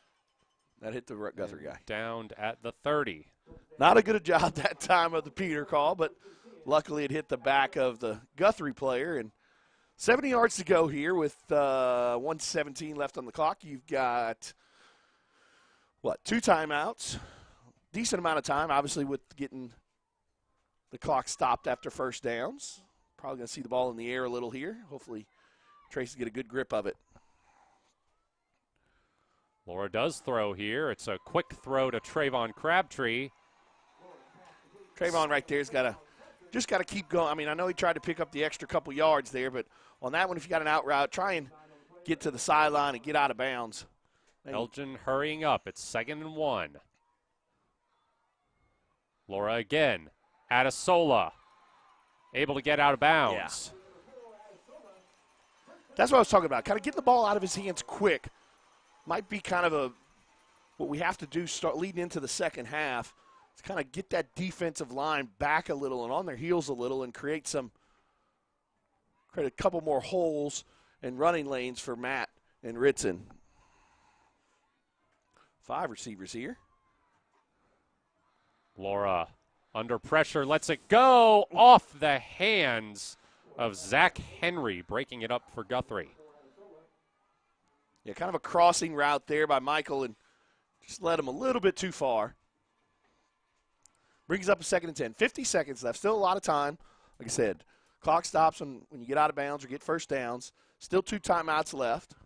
Would love to punch one in here right before halftime and take the lead here. Quick throw to Adesola again, Yeah, but good this job. time they lay him down quickly. Good job of tackling right there by number 1 on the outside. That's Nate Benford. Got to pick up this first down right here. 3rd and 8. Laura with time. Looking for Adesola on the sideline. A lot of hand fighting there, but boxed out by Benford. 25 seconds left at midfield. Do you go no, for I it? think you punt this one away and let as much time run off the clock as possible. Pin them as far back as you can. Yeah, you're at midfield, but one thing goes wrong, you're giving them the ball.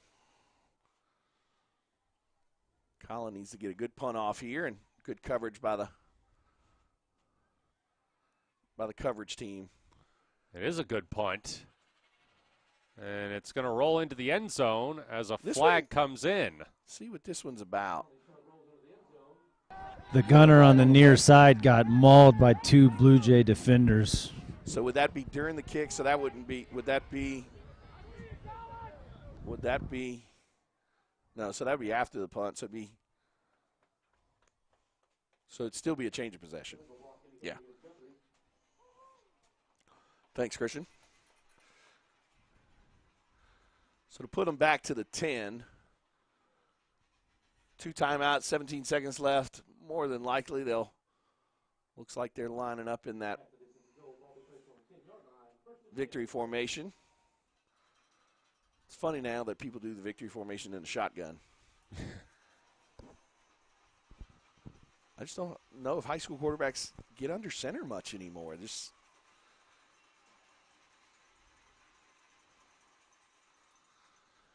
So that's how we're going to take it to halftime. 3-0. Perhaps the defensive slugfest that a lot of people were expecting, given the track record of these 2 teams. Guthrie again coming in, riding back-to-back shutouts, and, well, now they've extended their streak to 10 straight quarters without giving up a point. All right, we're going to take a break. When we come back, we will look at some other scores. Matt Bowling here alongside Vincent Saylor and our sideline reporter Christian Lawyer. You're watching Elgin football on Oklahoma Sports Network. This OSN playoff football game is brought to you by Vincent Saylor from State Farm Insurance. At Whitehead Plumbing, our mission is to be a leading full-service plumbing contractor. We have dedicated over 20 years perfecting our expertise in Southwest Oklahoma with our craftsmanship and customer service. Whether you have a water, sewer, or gas line that needs to be replaced or repaired, you can always count on us to be there. We offer free estimates and have 24/7 emergency services available. We'll work around the clock and are committed to providing our customers with impeccable services. Call Whitehead Plumbing today for all your plumbing needs. The new season just dropped. Enter the Big Dinner Box from Pizza Hut. 2 pizzas, breadsticks, and wings all in one box. You'll run out of episodes before you run out of food. The Big Dinner Box, only from Pizza Hut. No one out-pizzas the Hut. Pizza Hut's stuffed crust is the crust that made crust good. Topped and stuffed with over a half pound of cheese. What are you so afraid of? Loving it? Original stuffed crust, only from Pizza Hut. No one out-pizzas the Hut. You ever have a meal so good you want to dance? If you haven't yet, you will. At Gangnam Style Korean Barbecue, that's our goal. We serve only the best in Korean cuisine. We've got several different flavors of bulgogi and fried rice, premium fish plates, and sushi. Our customers love us, and you will too. Check out our menu and even order online. Come on in and we'll show you how we do it Gangnam style. Coast Technology Group specializes in audio, video, and lighting for schools, house of worship, home, and business. Work with our team's engineers to design the right system for your conference rooms, video telecommunications, stadiums, auditoriums, video walls, home theater, and automation. Whether your next project is large or small, let our team with over 150 years of combined experience help design the right system with simple, reliable technology.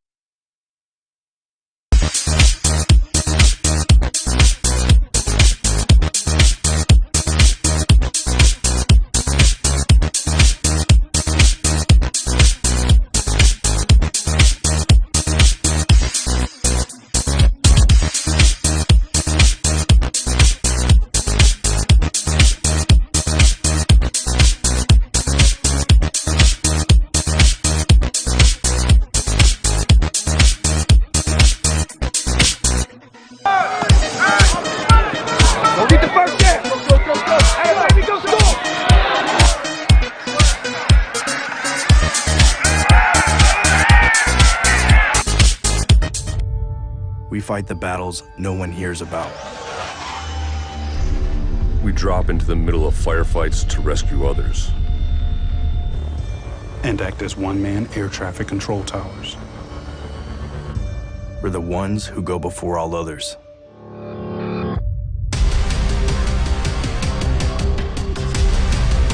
Join the fight.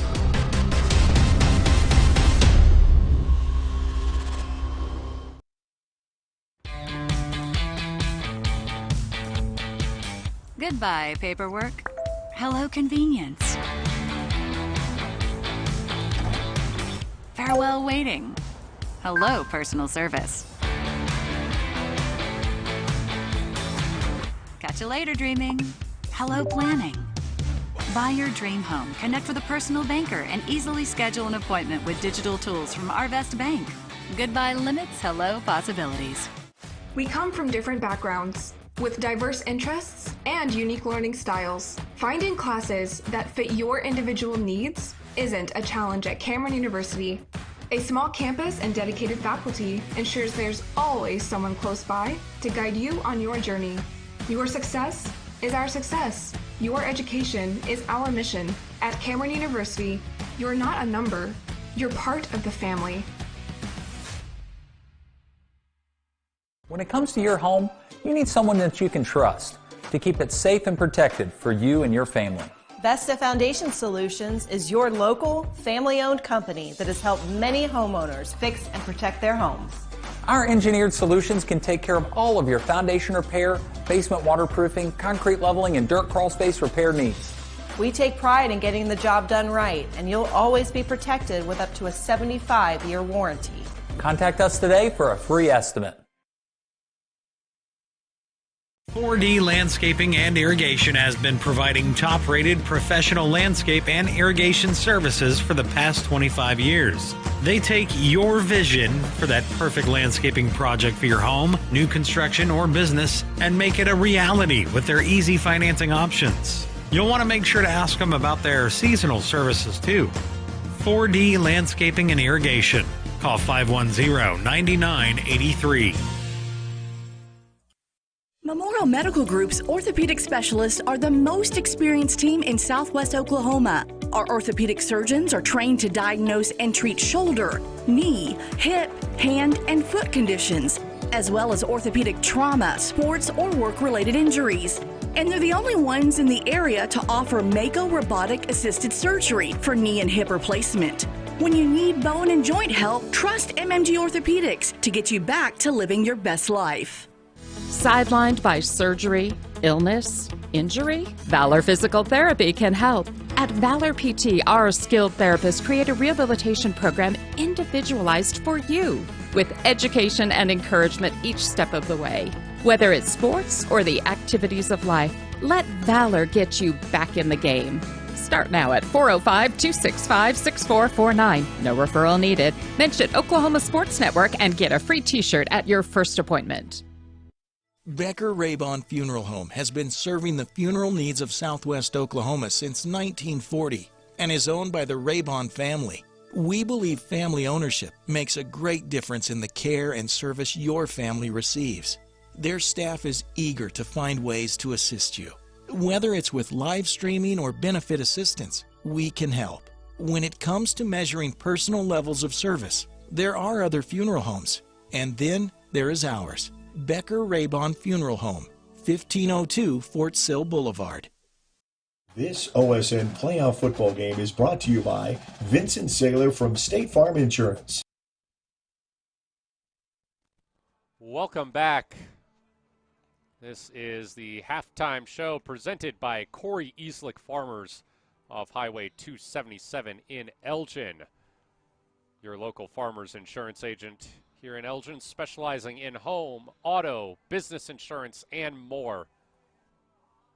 Vincent, I understand you have some halftime stats for us. Yeah, I mean, as far as offense goes, I mean, not much going. I mean, we've got 58 yards of total offense. I mean, good job by the Guthrie Blue Jays defense there, and like I said, 48 total yards. We've got 12 yards rushing, which is very uncharacteristic of us, and 46 yards passing.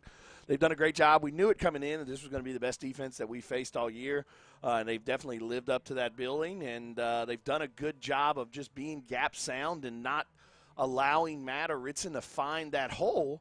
And by not allowing them to find that hole, I mean, we just kind of no yards. I mean, I think Matt's in the negatives, and Ritson only has 14 yards on 3 or 4 carries. So, I mean, like I said, got to make some changes coming into this second half. Probably going to see maybe some hitches, some things like that as we move forward to kind of get the ball out of Trace's hand quick and maybe kind of back that defensive line up. Right now they're just pinning their ears back and coming, and we're just not doing a good job of reacting to that. Now, on the flip side of that, they're really not doing much on offense either. This is a battle of defenses, obviously, with a 3-0 score. That's the way it's been. They had a good first drive there, and Coach Baker made some adjustments there and was able to stop them. So that's kind of where we stand right now. Christian, I know you've been down on that sideline. What have you been seeing? I'm just happy to be up in the booth with you guys because the elements down there are really cold, and that wind coming out of the north at 30-plus mile an hour. I will say this, though. We knew it was going to be a defensive battle. We knew that both teams had impressive defenses coming in, and, they felt each other out in that first quarter, and Guthrie put a great drive together, but then as Vincent pointed out, like when they get in the red zone, Elgin kind of bends their ears, and they took care of it and held them to a field goal. And so far, that's the only offense we've seen. And it's been an impressive game by Elgin and Guthrie on the defensive side. I think coaches are figuring out, hey, when we've got the wind, let's see what we can do offensively. We saw some shots taken downfield by Laura, the quarterback for Elgin. I think we're going to see more of that when they have the wind. But both defenses staying strong, really impressive, and really cold. Let's look also for that Wildcat formation that they've kind of stayed in a lot. When I mean I'm talking about Guthrie. They've kept that number 13 back there at the quarterback position a ton. So let's see if they come back to that in the second half. Looks like we kind of adjusted to it pretty good there and late in the second half. In the beginning, they were kind of having some success there, but we adjusted to it fairly well, so let's see if they come back to that. Took a couple shots downfield, had a good play design there in the end zone, but with the wind, he just kind of flicked it out of there, and it kind of flew out of his hands a little bit difficult. So that was a great play design. They kind of snuck the tight end in the middle there, so look for that play to come back too. And then we did well on a couple of plays. Just Trace was just throwing a couple, maybe because of the wind, and then kind of had a miscommunication with Trayvon there. It looks like he was kind of throwing the deep go, and Trayvon kind of ran the deep post. So got to get on the same page in the passing game. Maybe look for some short passes as well. Had some success with those here and there. Austin Elam had a couple catches early in the first quarter. Trayvon had one there. Michael Adesola's had a couple.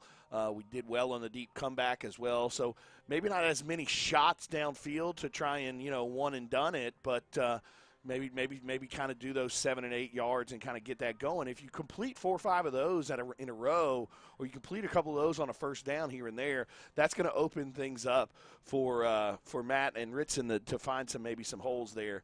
I think, it's 3-0. So we're one, Patton and Matt Lund 70-yard run away from taking the lead here. So it's not doom and gloom, but it's been a super fast half because of the way that both teams have played defense, and both teams have decided to stick with the run. And that's how the second half is going to be played as well. So just need a big play to happen. And once one big play happens, who knows where we can go from there. Yeah, I think our pregame show was about as long as that first half. Yeah, it's only 7. It's barely 8 o'clock now, and we're 10 minutes in. So, it's just been an interesting. It's been an interesting game. It's been a defensive battle, a defensive struggle, and probably look for that. I don't see this turning into a barn burner. So you're looking at maybe a 14-10, a 7-3 type ball game. So if you can just create one of those big plays, you're going to be sitting nice here in the second half. Yeah, let's take a look at the other playoff scores. We'll just go down the bracket here. Midwest City on upset alert. They trail Piedmont 29-15 in the second quarter. I know that during our playoff segment, I kind of alluded to the possibility of District 2 pulling off a sweep. Well, they are on track to do that if these results hold.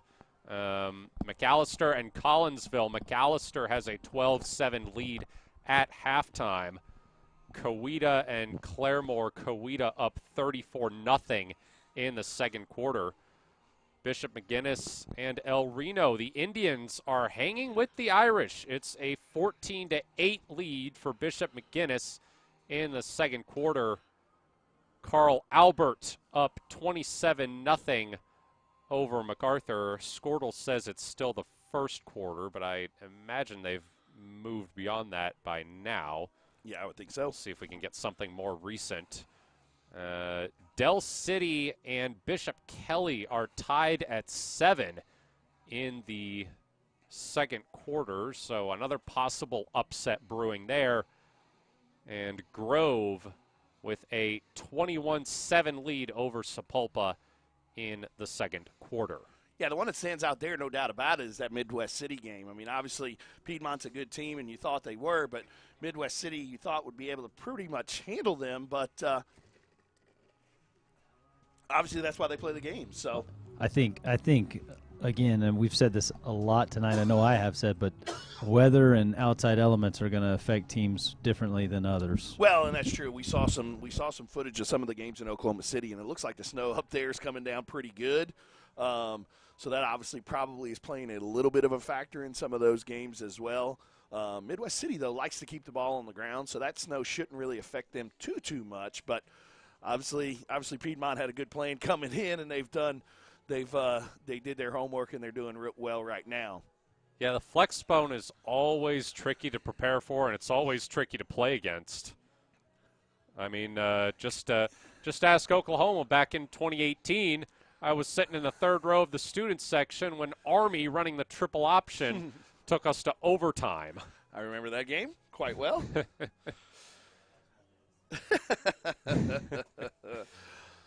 All right, second half just a few minutes away. We are going to take a break here on Oklahoma Sports Network.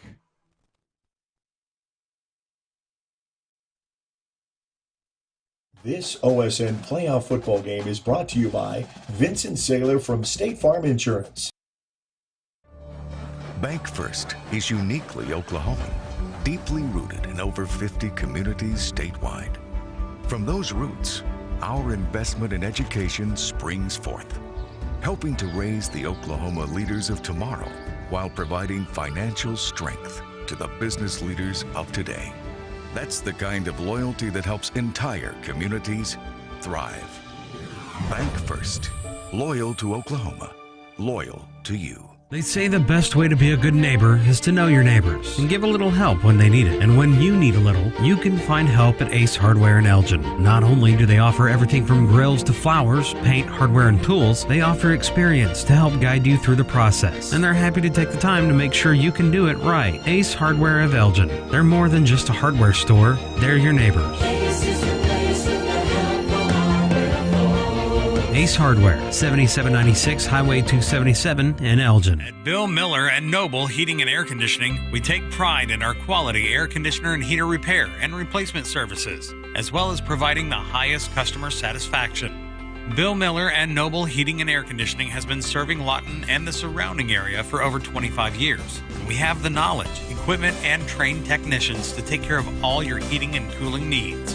Give us a call. Bill Miller and Noble Heating and Air. 355-1811. At Firehouse Subs, a portion of every purchase helps provide life-saving equipment to first responders across the country. So at Firehouse Subs, we don't just make subs, we make subs that are big, bold, and craveable. We make our subs differently because our subs make a difference. Whether you order online or on our app, Firehouse Subs Rapid Rescue to Go will have your subs boxed, bagged, and ready for pickup. Firehouse Subs. Enjoy more subs. Save more lives.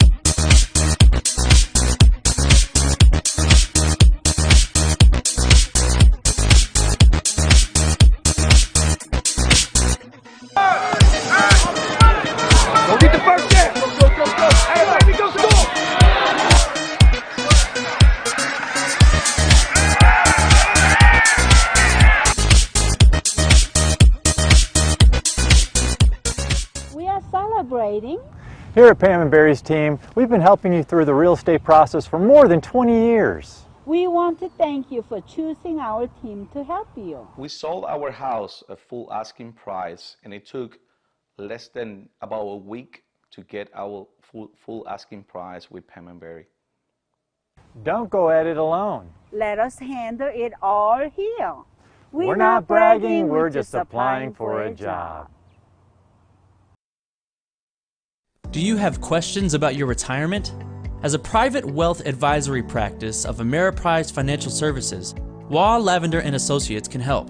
With the exclusive Confident Retirement approach, you'll work one-on-one with an advisor to develop a retirement roadmap to help get you where you want to go. Call us today.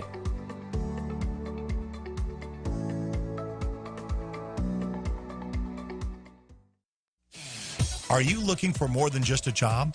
Paris Foods in Lawton offers a career with a competitive starting wage, opportunity for advancement, life and health insurance, including medical, dental, and vision, as well as 401k retirement plan. At Bar S, you can be proud of a company that gives back to the community. But most of all, you can take pride from making a quality product. Bar S Foods, making the best tasting hot dogs and smoked sausages, the food America likes to eat. So come be a part of a winning team and start your path to success today.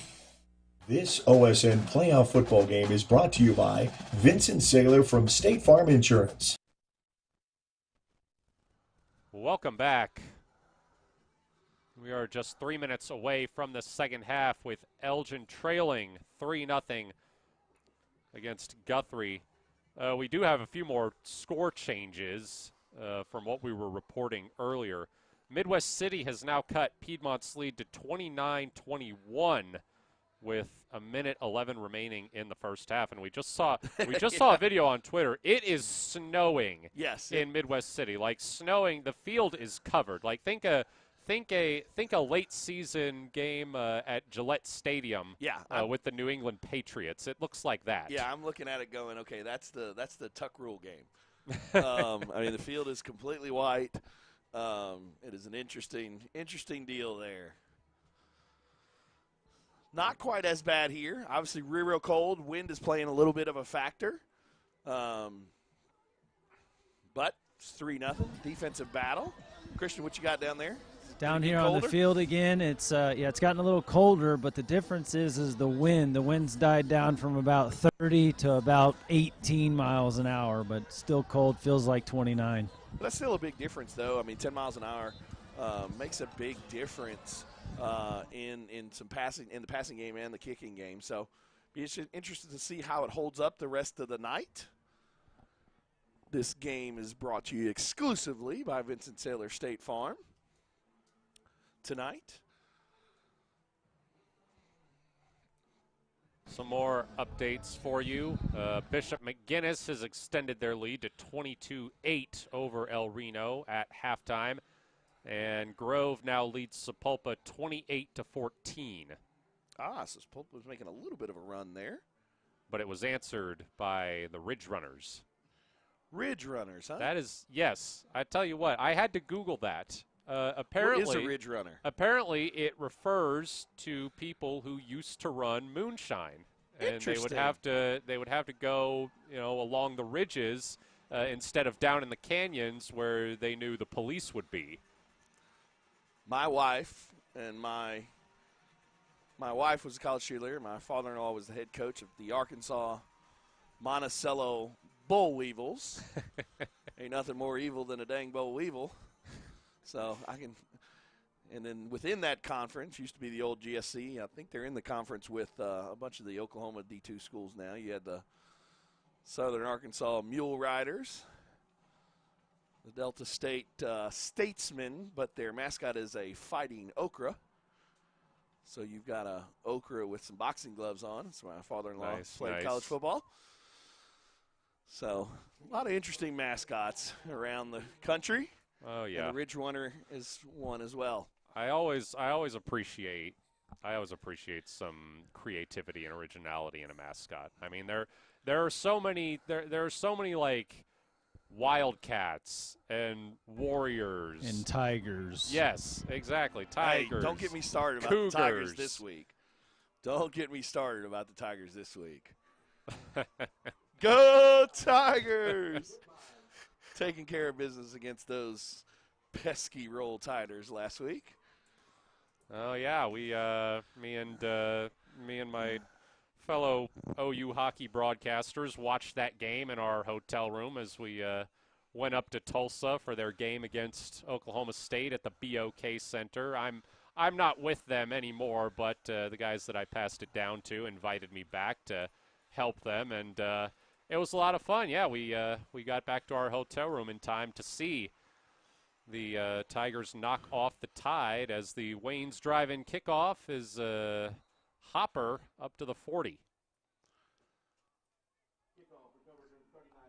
Yeah, just they had some success last week with the little squibbers, and this week did it again. And Vinny, Matt, it almost appeared like they were expecting to onside kick that. Yeah, if it was, it went a little bit too far, and so decent field position here for Guthrie.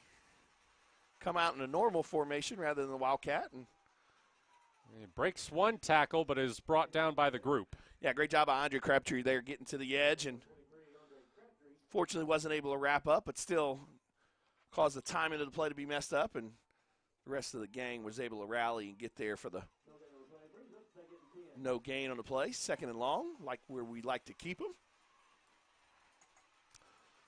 Yeah, defense did a great job in the first half. I mean, outside of that first drive, really stepped up as the game continued, and quarterback draw here. Yeah, Calvert on the keeper, and he breaks through the hole across midfield. Yeah, just kind of kept following his blockers there, and none of the Owls could find him, and picks up a big yardage play there on second and long. Brings up a first down inside of the 50-yard line for the Blue Jays. Low snap. Handoff doesn't get far. No, but kept his feet moving there and got a decent amount of yards. That kind of first contact was pretty early in the backfield, but good job of him keeping those legs turning and getting some positive yards. 2nd and 4. Harper Keeps going. He's got the first down and just dragging defenders. Yeah, Colin got in there but was only able to get a handful of jersey, and good job of Harper by continuing to spin out of that. This is very reminiscent of the first drive of the first half. Sometimes when these defensive battles sometimes gets the crowd a little bit on their hands a little. On 1st and 10. Should be offsides. It's false start against Guthrie. Good job by Jared Williams there to get the crowd back into it a little. That'll move them back to the 39 where it'll be 1st and 15.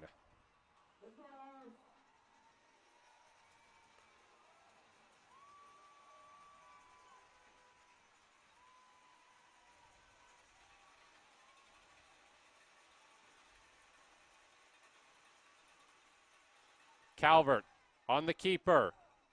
Gets through the line, but doesn't get much further.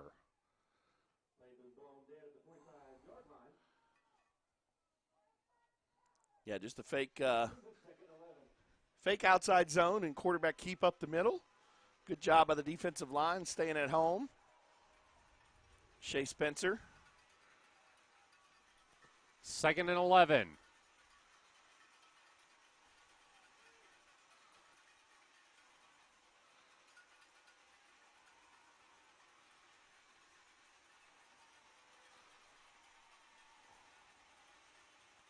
Calvert on the keeper. Yeah, quarterback zone there. Ritson did a good job of kind of scooping back behind and getting the quarterback. Third quarter sponsor is yours truly, Vincent Saylor. I know the game is exclusively brought to me by me, but third quarter is also the Vincent Saylor State Farm quarter. 3rd and 5. Calvert, quick throw. Harper has the first down. Yeah. Still going. Jalen Harper. Are you kidding me? Yeah, that just was a rugby scrum there, and kind of got held up by an offensive lineman, and they just kept yanking him downfield, and Elgin couldn't do anything to stop him. Kind of hard to tell how much of that was the O-line and how much of that was just Jalen Harper. Yeah, Christian, what'd you see down there, man? Guys, the Elgin staff are yelling because the offensive player was pulling him. You can't do that. You've got to push. Harper gets popped. Yeah, good job of Colin Donnelly there, meeting him in the hole for the big hit. This would be a big call right here. Let's see what this one is. It's 1st and goal from the 9.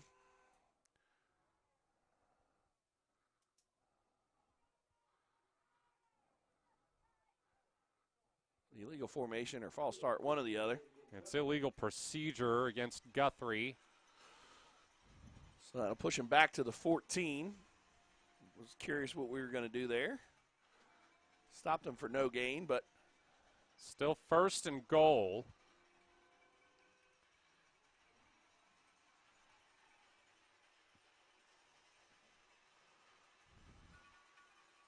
Handoff to Hammonds.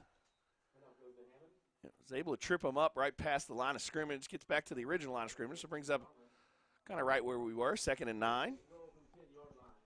10-yard line, one or the other. This will be a big stop right here if we can hold them to a field goal. Still keeping that one possession game. 8:30, 8:11 left. Great job, Peyton. Brought down by Christensen. Great play right there, fighting off that block and making the open field tackle there for a big lost yardage play. Great job, Peyton Christensen. Yeah, he's done a great job all year at linebacker for us, coming off the edge. Another junior, so he'll be back next year, but done a great job of coming off the edge and playing strong at that outside linebacker position. Colin and Ritson get a lot of the tackles, but Peyton does a good job, and Andre on the outside as well. 3rd and goal from the 15. Calvert to throw. Looking, caught, and I think swung him in. Yep. in for the touchdown.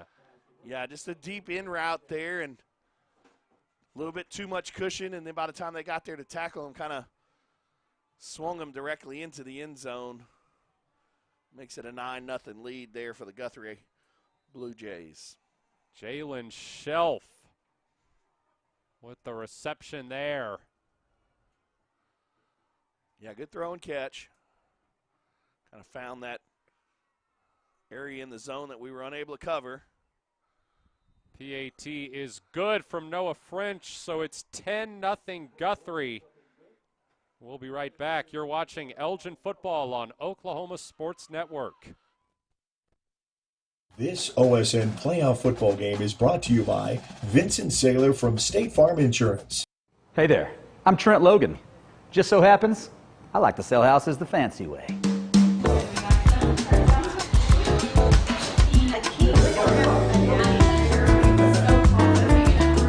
Hello, here for paint night. Sit down, Trent. That ready? What's the deal? You guys didn't bring your own gear?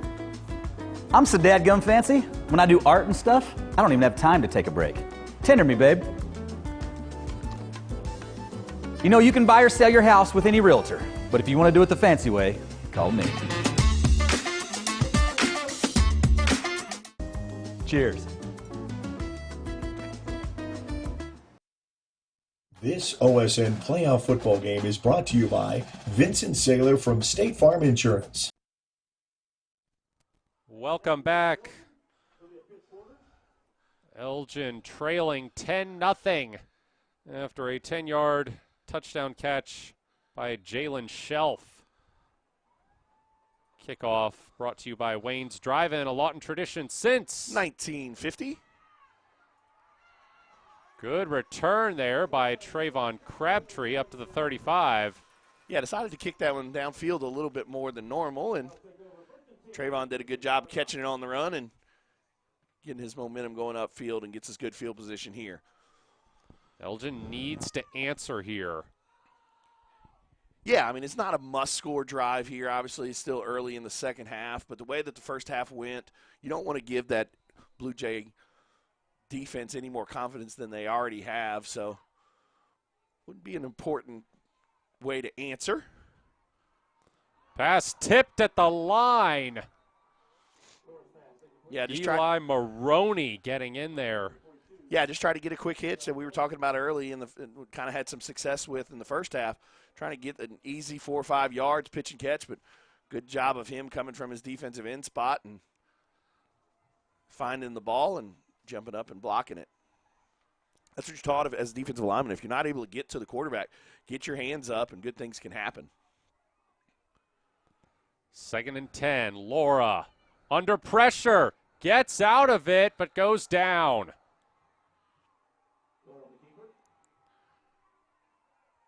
Yeah, 3rd and long here. Not where we wanted to be on this first drive of the first offensive possession of the second half. Just tried to drop back and get it downfield a little, and good job of penetration by the Guthrie Blue Jays. It's be a big pickup right here if we can get it.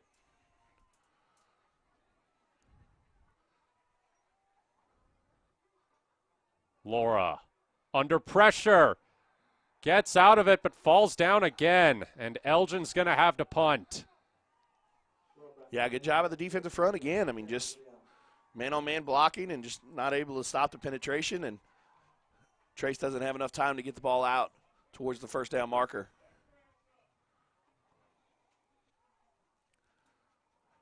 Punting into the wind here. I know the Christian said it wind died down a little, but punting into the wind here, probably going to give the Blue Jays decent field position. Yep. Maybe it'll die a little. Hit him, hit him, hit him. Oh, did that hit him? No, I think it barely missed him.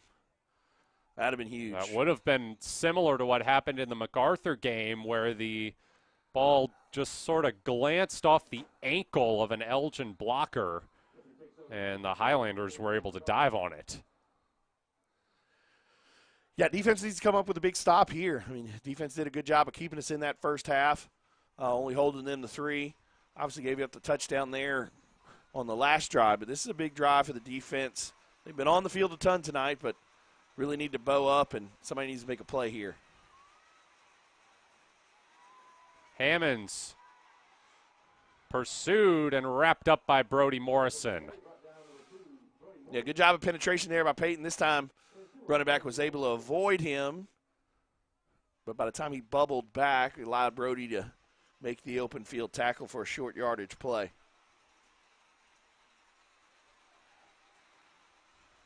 Second and 8.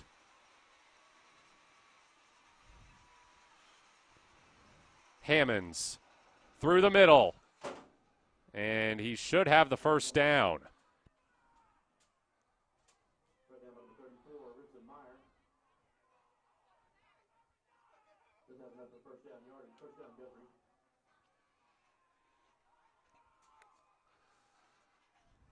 Fresh set of downs for the Blue Jays on the Elgin 47.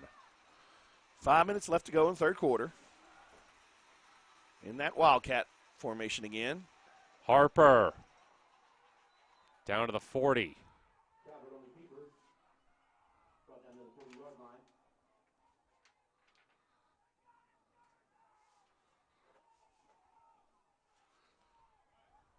All right, who's going to step up on the defense right here?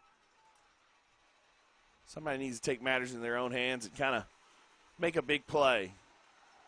That's a hold. Harper, Yeah. Flag comes in. Landon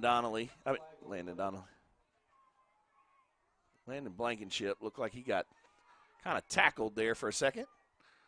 So, yeah. Did a good job of penetration, and the guy he got around kind of grabbed him and slung him to the ground. What you got, Christian? You guys can hear that roar of the crowd. They've been hollering for a holding call for the past, 2 drives. All right. Well, we finally got it. Yeah, you could hear that up in the booth. Some Elgin fans clearly displeased. But they've got to be happy about this one. It'll be second and maybe 15. Yeah, need to keep them kind of in this area. Don't want to, good. Harper wrapped up by a trio of Owls.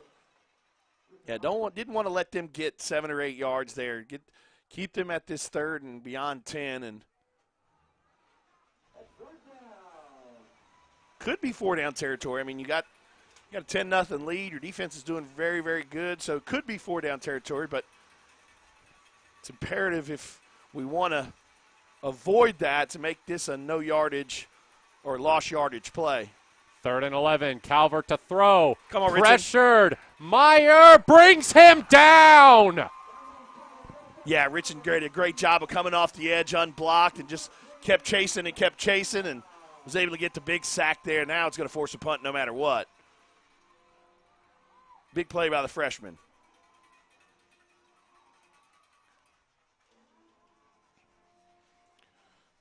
Obviously, they ran the fake earlier in the first half, but unlikely to do it here. Punting with the wind.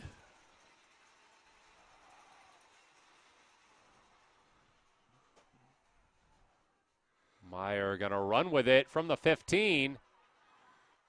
A little hesitation move gets him a couple of extra yards. Yeah, not a bad return right there. Gets us a little bit of extra room rather than inside the 20. See what the offense comes out with here. We just got to get something going. Just haven't been able to figure out this defense, this 5-man front. It's playing a very gap-sound game so far, and just hadn't been able to figure out where the holes and what to do yet.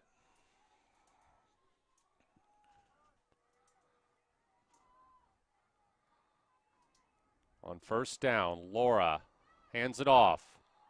Lund just runs into a wall. But better job right there by Matt. The first half, he would just kind of string that thing out. Right there, he put his foot in the ground, followed the offensive line, and was able to gain 4 yards. Brings 2nd and 6, which is a lot better than that 2nd and 10 and 2nd and 11 that we were forced in pretty much all the first half.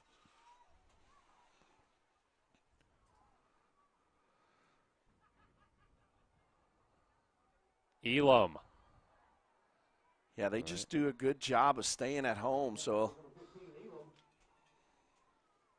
this brings up another 3rd and long. Yeah, they're just this very sound, well-coached defense. They're kind of always in the right spot. They don't play with their eyes. They play with their technique and their gap control. And it's a loss of 2, so it'll be 3rd and 8. Be a big first down right here for the offense. Let's see what we go with here. Quick throw, dropped. Yep. It wouldn't have been a first down anyway. He was a few yards short, and the defenders were right there. Yeah, Austin would have had to have made a man or two miss, but might have put you in a little bit better of a spot to potentially think about going for it. But got to catch before you run.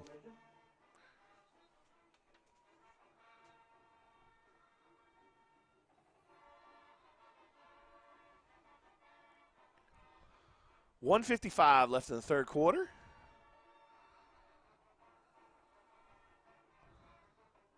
Collins punting into the wind, unfortunately. Yeah, just kind of That's not going to get very far. Guthrie's going to start in Elgin territory. Yeah, I mean, you can't blame Colin there. I mean, he's kicking the ball like he has all year. It's just once he gets up into that wind stream, it just dies. Christian, I mean, has the wind picked back up, or are we still at the 15-18? Yeah, guys, you're exactly right. The wind has definitely picked back up. You can see it on the flagpoles at the north end, starting to straight line again. Thank you, sir.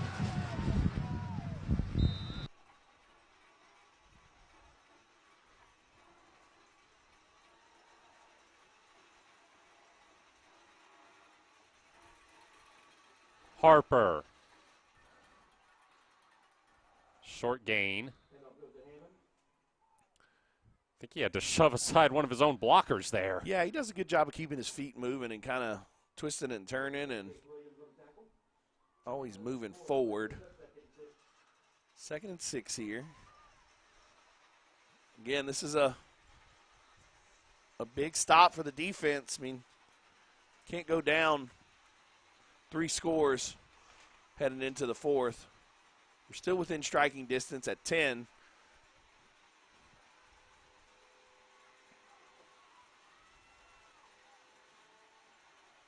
Harper keeps going just short of the first down. It'll be 3rd and 1. Probably 4-down territory where they are in the field and the way their defense is played. So unless we can get a big loss yardage play here. They're going into their Wildcat formation. So Harper will likely keep the ball here. He's got Jackson Walters lined up next to him. Probably a quarterback sweep here to the right. Yep. Harper. He's got it. Yeah, good job of Andre kind of fighting through there and getting some penetration, but kind of got walled off by the blocker, and good job of getting to the outside there by Harper.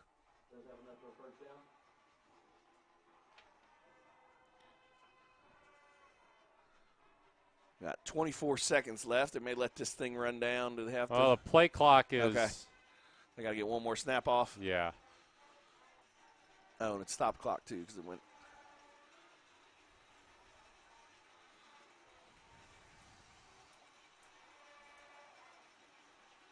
Hand off to Jalen Harper.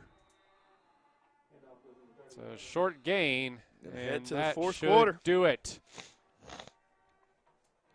Guthrie 10, Elgin nothing.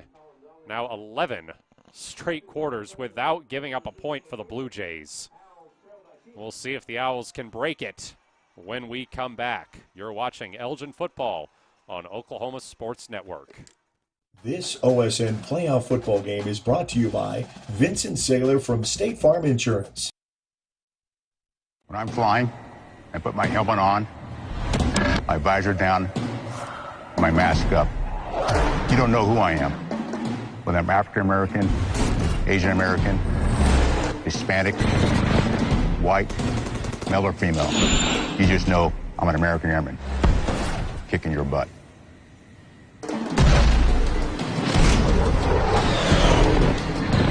I'm General C.Q. Brown Jr. Come join us. This OSN playoff football game is brought to you by Vincent Saylor from State Farm Insurance. Welcome back. Guthrie with a 10-0 lead over Elgin.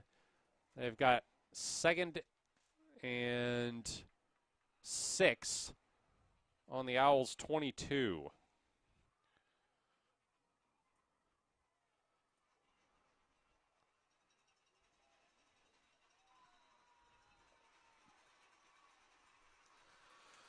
Yeah.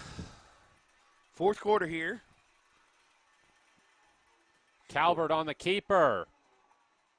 Gets stood up just short of the first down. Yeah, Colin Donnelly did a good job of meeting him in the hole and bringing his feet. Brings up a 3rd and short, though. Another quarter, brings another sponsor. Yep, Coach's Corner at Chisholm Mall in Duncan. Yeah, this is almost a must-stop for the defense, or at least hold them to a field goal so you can keep that 2-possession game kind of in reach.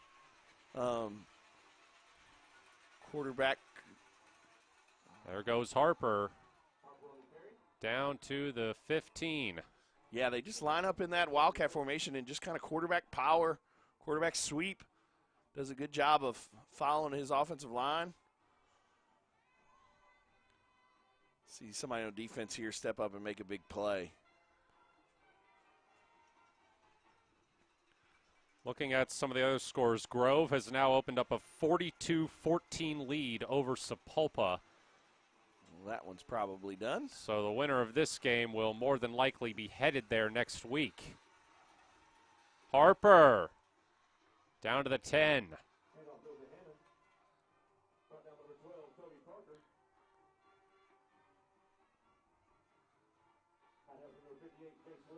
Yeah, they're just doing a good job on the offensive line, creating some holes, and Harper's doing a good job of finding them and falling forward. See right here, they're in their normal formation, not the Wildcat. Probably going to give it to Harper, though, again. Nope. Calvert keeps it. Gets close to the first down marker. Yeah, it's kind of like we're there, and then they just kind of squirt out. It's kind of odd the way from up here. 3rd and short. Quarterback power to the right here. Yep. Harper has the first down, and he's inside the 5.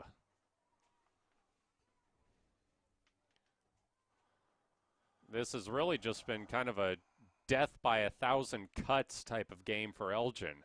Yeah, I mean, the defense has done a great job all night. I mean, holding a high-powered offense to 10 points.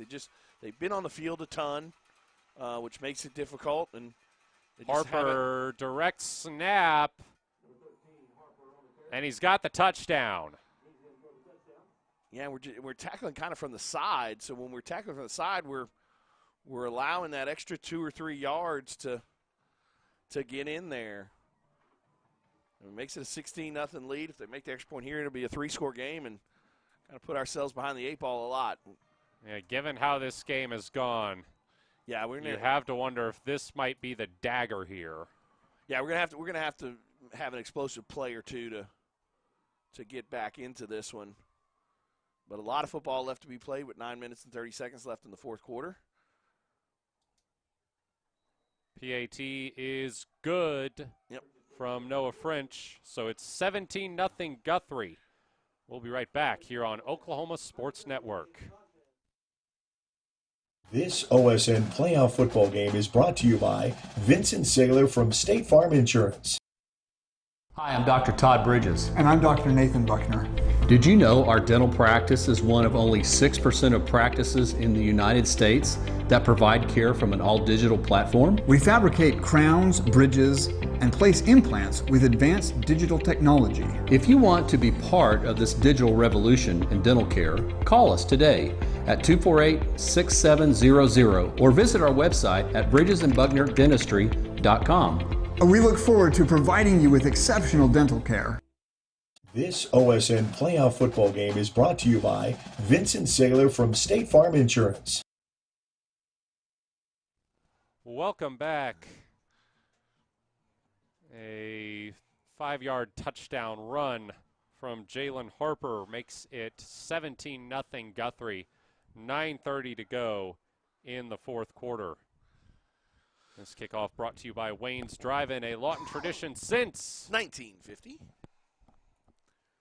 Yeah, this is going to be a daunting task here, but you're down 3 scores, 9 minutes, 30 seconds left. Got to come get that. And Toby Parker slides in to make the catch at the 40. Yeah, so 60 yards to go here. Got to score. Got to score here no matter what. Would like to score quickly, but definitely is a must-score drive here. Would help if you could get a explosive play at some point during this drive, whether it be a touchdown or a long run. Going with the empty backfield here.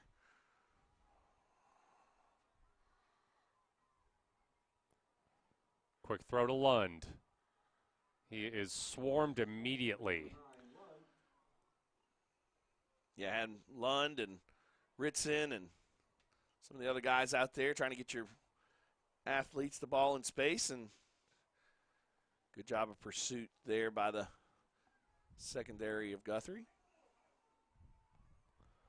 2nd and 13 for the Owls.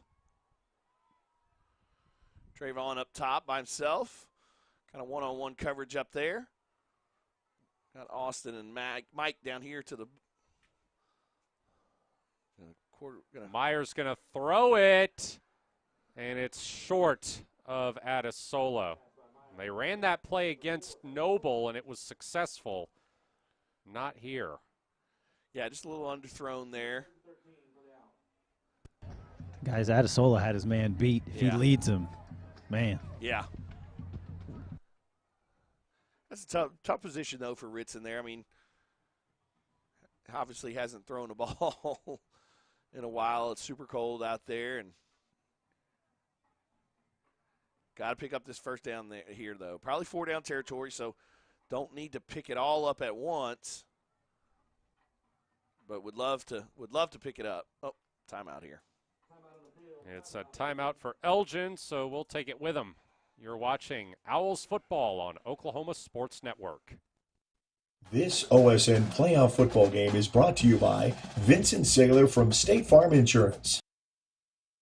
Aw, look, how sad. Everybody but you has a debit card, and they're all out having fun, shopping, dining, feeling good. And here you are with crumpled cash and counting change. Not a good look, pal. Sounds like your wallet needs a friend. That friend is a PayMe debit card from Communication Federal Credit Union. Use your free PayMe card in apps, in stores, and anywhere you shop. You're good to go. Come into any branch and open your account in as little as 10 minutes or go to comfedcu.org. Communication Federal.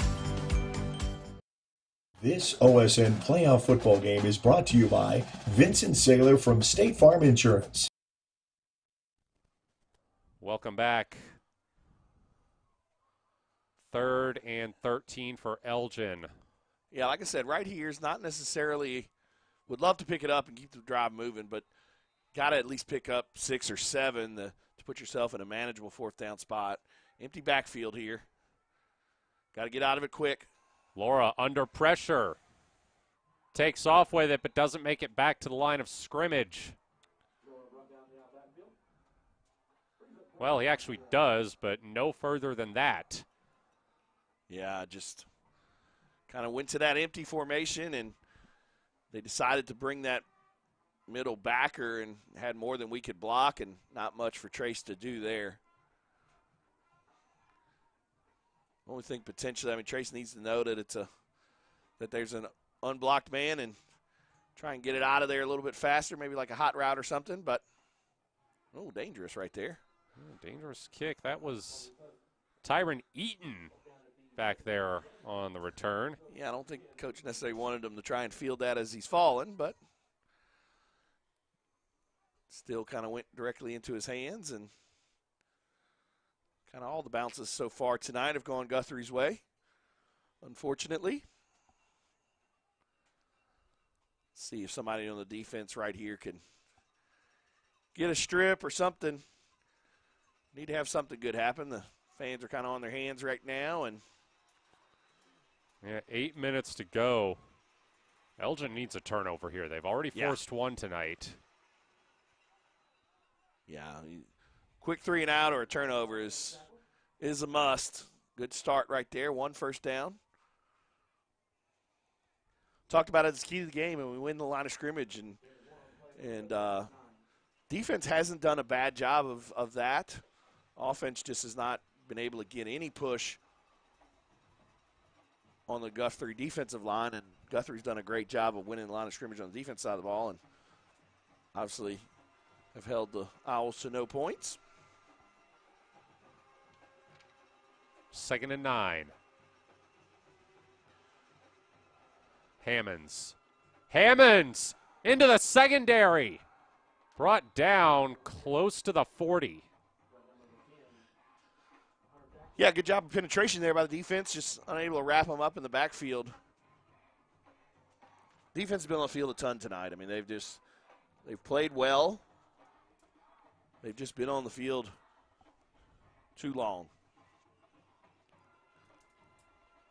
Guthrie's obviously going to use the clock to their favor in the not quite the 4-minute offense, but close to it at this point.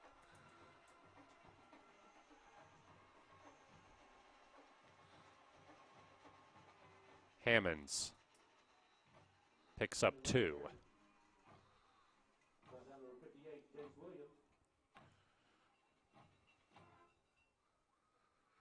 Good job of Jace Williams there in the middle.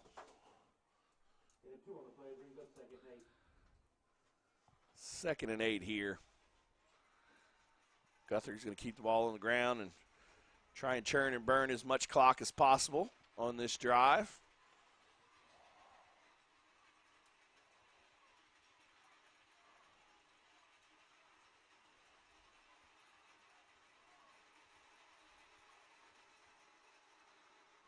Hammonds. Colin trying to get the strip there. It's going to be 3rd and 2.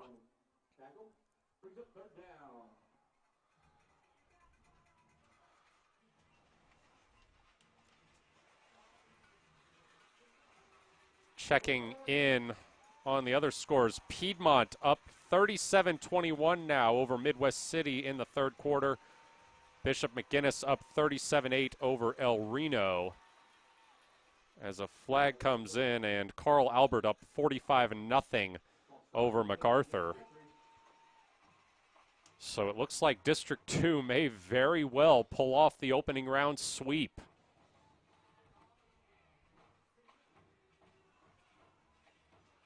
Yeah, I mean, just a good job by those teams. We knew that they were top heavy. We knew that was a good district.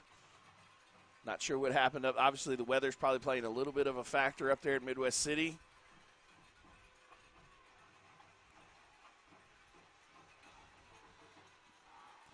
Calvert throwing. It's Harper. And he's got the first down. Yeah. Every first down gets another probably minute and a half, 2 minutes off the clock. We got 5:17 and counting once the sticks get there. Yeah, what you got, man? I was just saying I was staying in bounds. I know the first down stops the clock, but he was over yonder on the other side and somehow stayed in bounds. Yeah.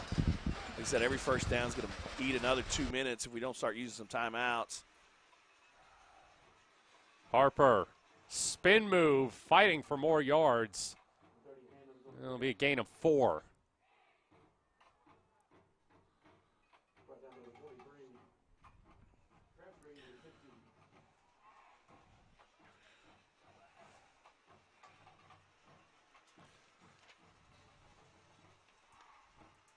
Second time this season that a player named Harper has done serious damage to the Elgin defense. Oh, yeah. I was like, what? Noble. I got you.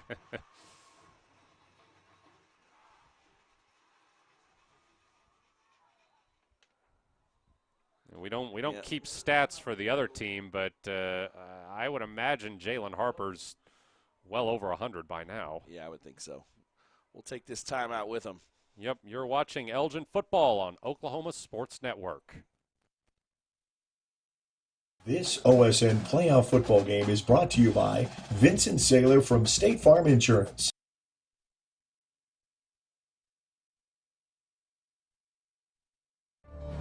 Bank First is uniquely Oklahoman, deeply rooted in over 50 communities statewide.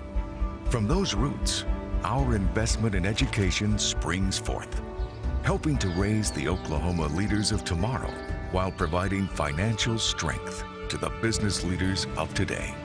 That's the kind of loyalty that helps entire communities thrive. Bank First, loyal to Oklahoma, loyal to you. This OSN playoff football game is brought to you by Vincent Saylor from State Farm Insurance. Welcome back. Elgin needing some kind of miracle to turn the game around at this point. It would have to start with a stop here on 3rd and 5. Yeah, it would have to start with a stop, obviously, and then some explosive plays on the offensive side. Going to be probably a quarterback sweep or power right here from Mr. Harper. Harper. Yep, and get him out of bounds. He's got the first down. Yeah, I mean, it's kind of predictable what they're going to run, but they're just doing a good job of putting a hat on a hat, and Harper does a good job of running out of those arm tackles and picking up positive yards.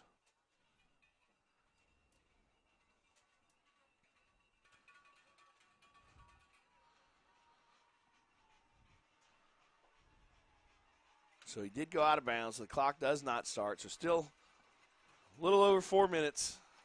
They're just going to run this play continuously. Up. He flips the field and finds a hole. Jalen Harper, I think he might move the chains again. I think he's going to be just a tad short, which 6 one way, half a dozen the other at the moment.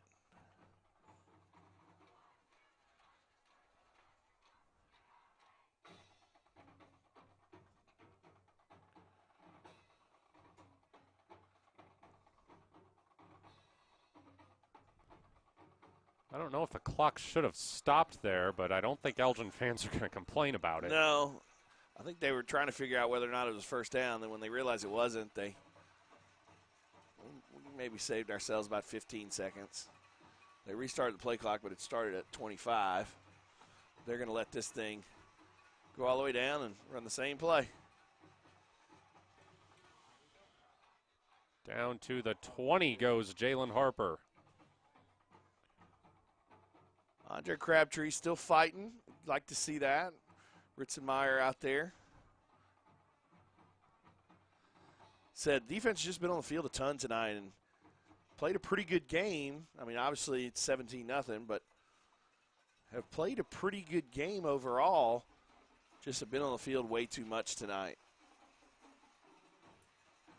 But don't let this game diminish the season that the Owls have had. I mean, first year in 5A and kind of shocked everybody with the second place finish in the district, and the future is very bright. Oh, yeah. You've got pretty much all of your leading statistical people back. Trace Lohr's a sophomore, Matt Lund's a junior, Ritzenmeyer's a freshman. Most of your offensive line, Chase Spencer's a sophomore, I believe. Jace Williams is a sophomore. Keith Ferguson's a junior. Obviously, you lose Clay Underhill. You lose Nakona on the offensive line. Yeah, like I said in the pregame, I really think this may have been a turning point year for the Elgin program. Yeah, I mean, they've got that taste of success. Now they've got that taste of defeat as well, so it's going to be one of those probably off seasons where it's hey, we got to finish. I mean, we lost the last 2 games of the year, probably against the best 2 teams that we played all year, no doubt. But at the end of the day, it looks like you're going to lose the last 2 games of the year. So probably going into that off season. I mean, it's going to be about finishing. And losing your last 2 games at home, nonetheless. Yeah. It's a tough pill to swallow. Oh, yeah. But I say that from experience. But like I said, the one good thing about it is they're young. I mean, all teams that end up having a lot of success down the road struggle. I mean, Michael Jordan and those guys lost several playoff series leading into those runs. And you learn more from those failures than you do those wins. And like I said, pretty much all your statistical leaders on both offense and defense are back next year. Going to have to find a couple replacements here and there. But like I said, they're very high on the 8th grade group that's coming in. They've played well. Yeah, that team went undefeated. Right.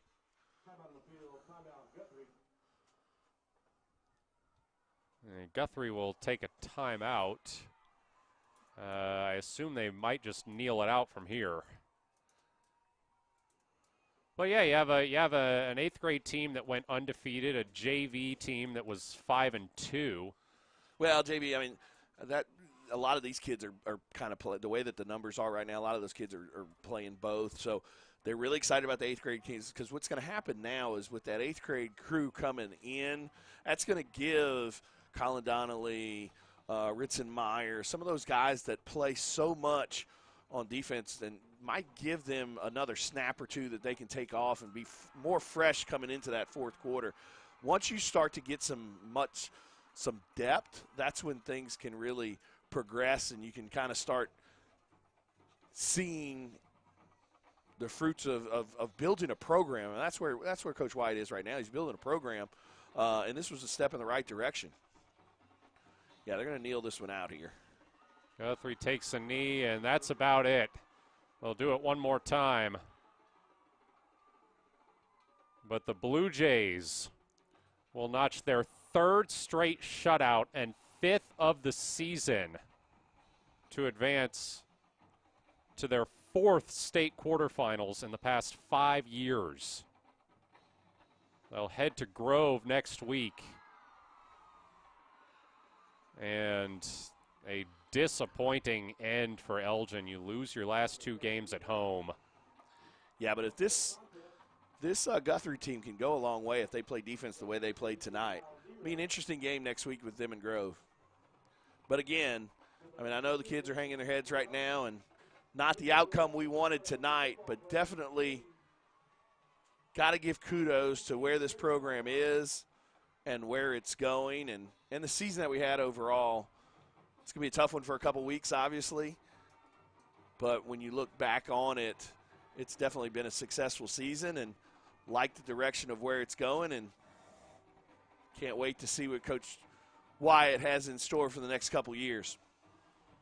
Trace Laura stopping to hug several of his teammates before getting in the handshake line.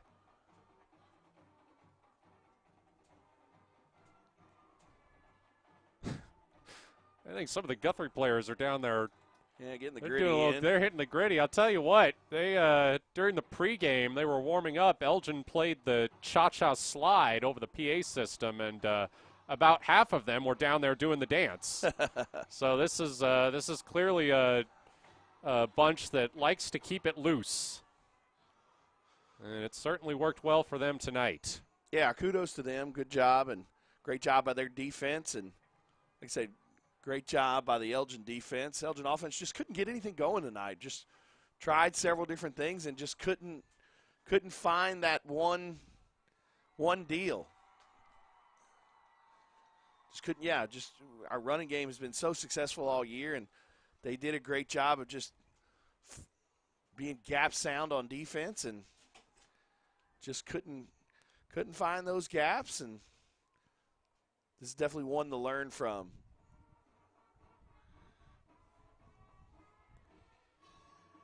As they gather one last time this season for the playing of the fight song.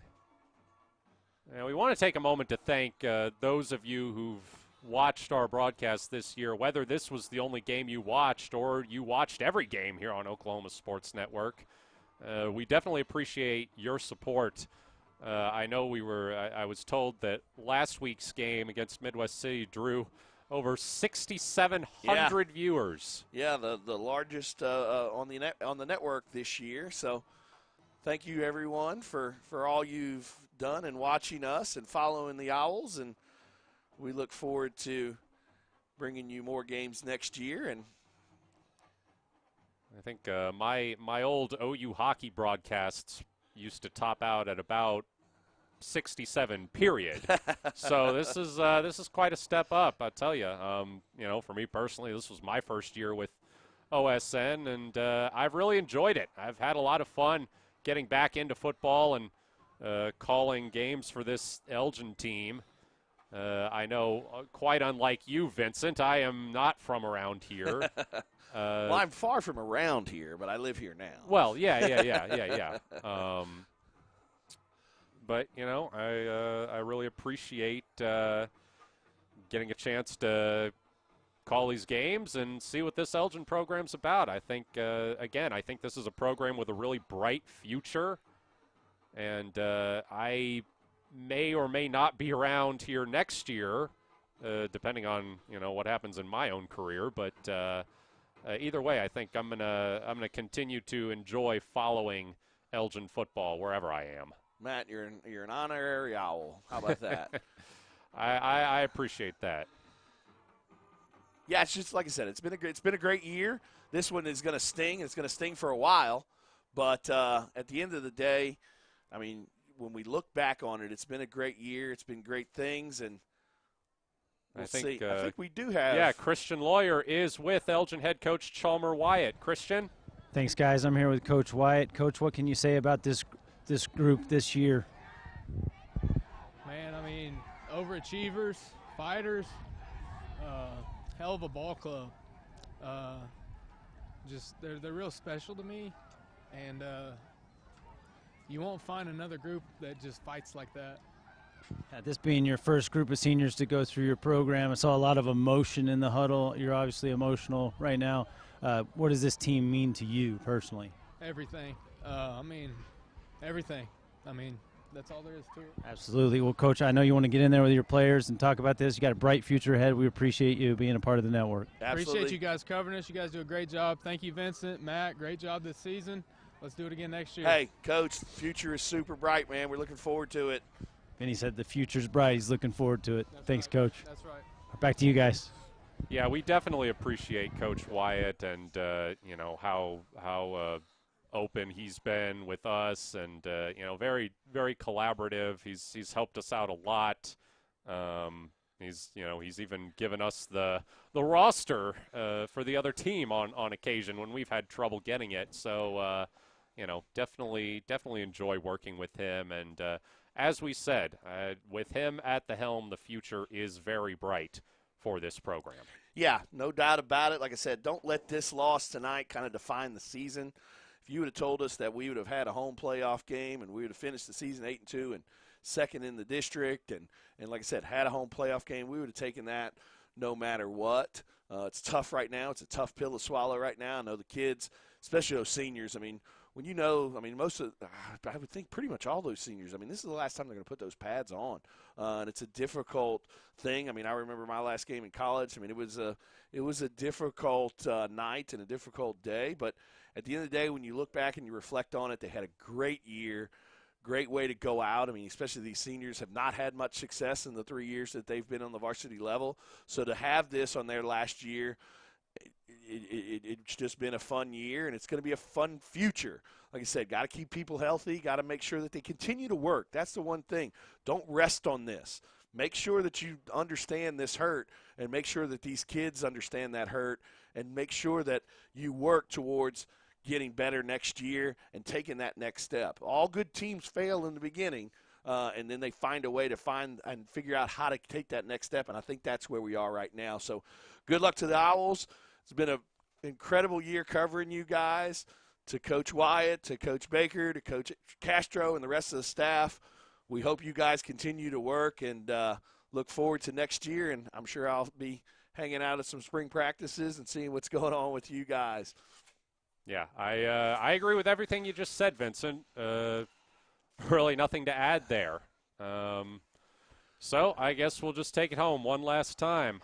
For my partner, Vincent Saylor, our producer, Caleb Hannabis, our regular producer, Hannah Muirhead, who could not be with us this week. She's done a fantastic job all season.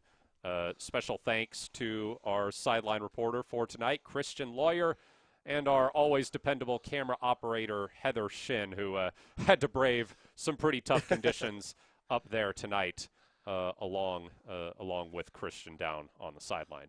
So for all of those folks, I am Matt Bowling saying one last thank you and good night from Elgin. You've been watching Owls football on Oklahoma Sports Network. Go Owls!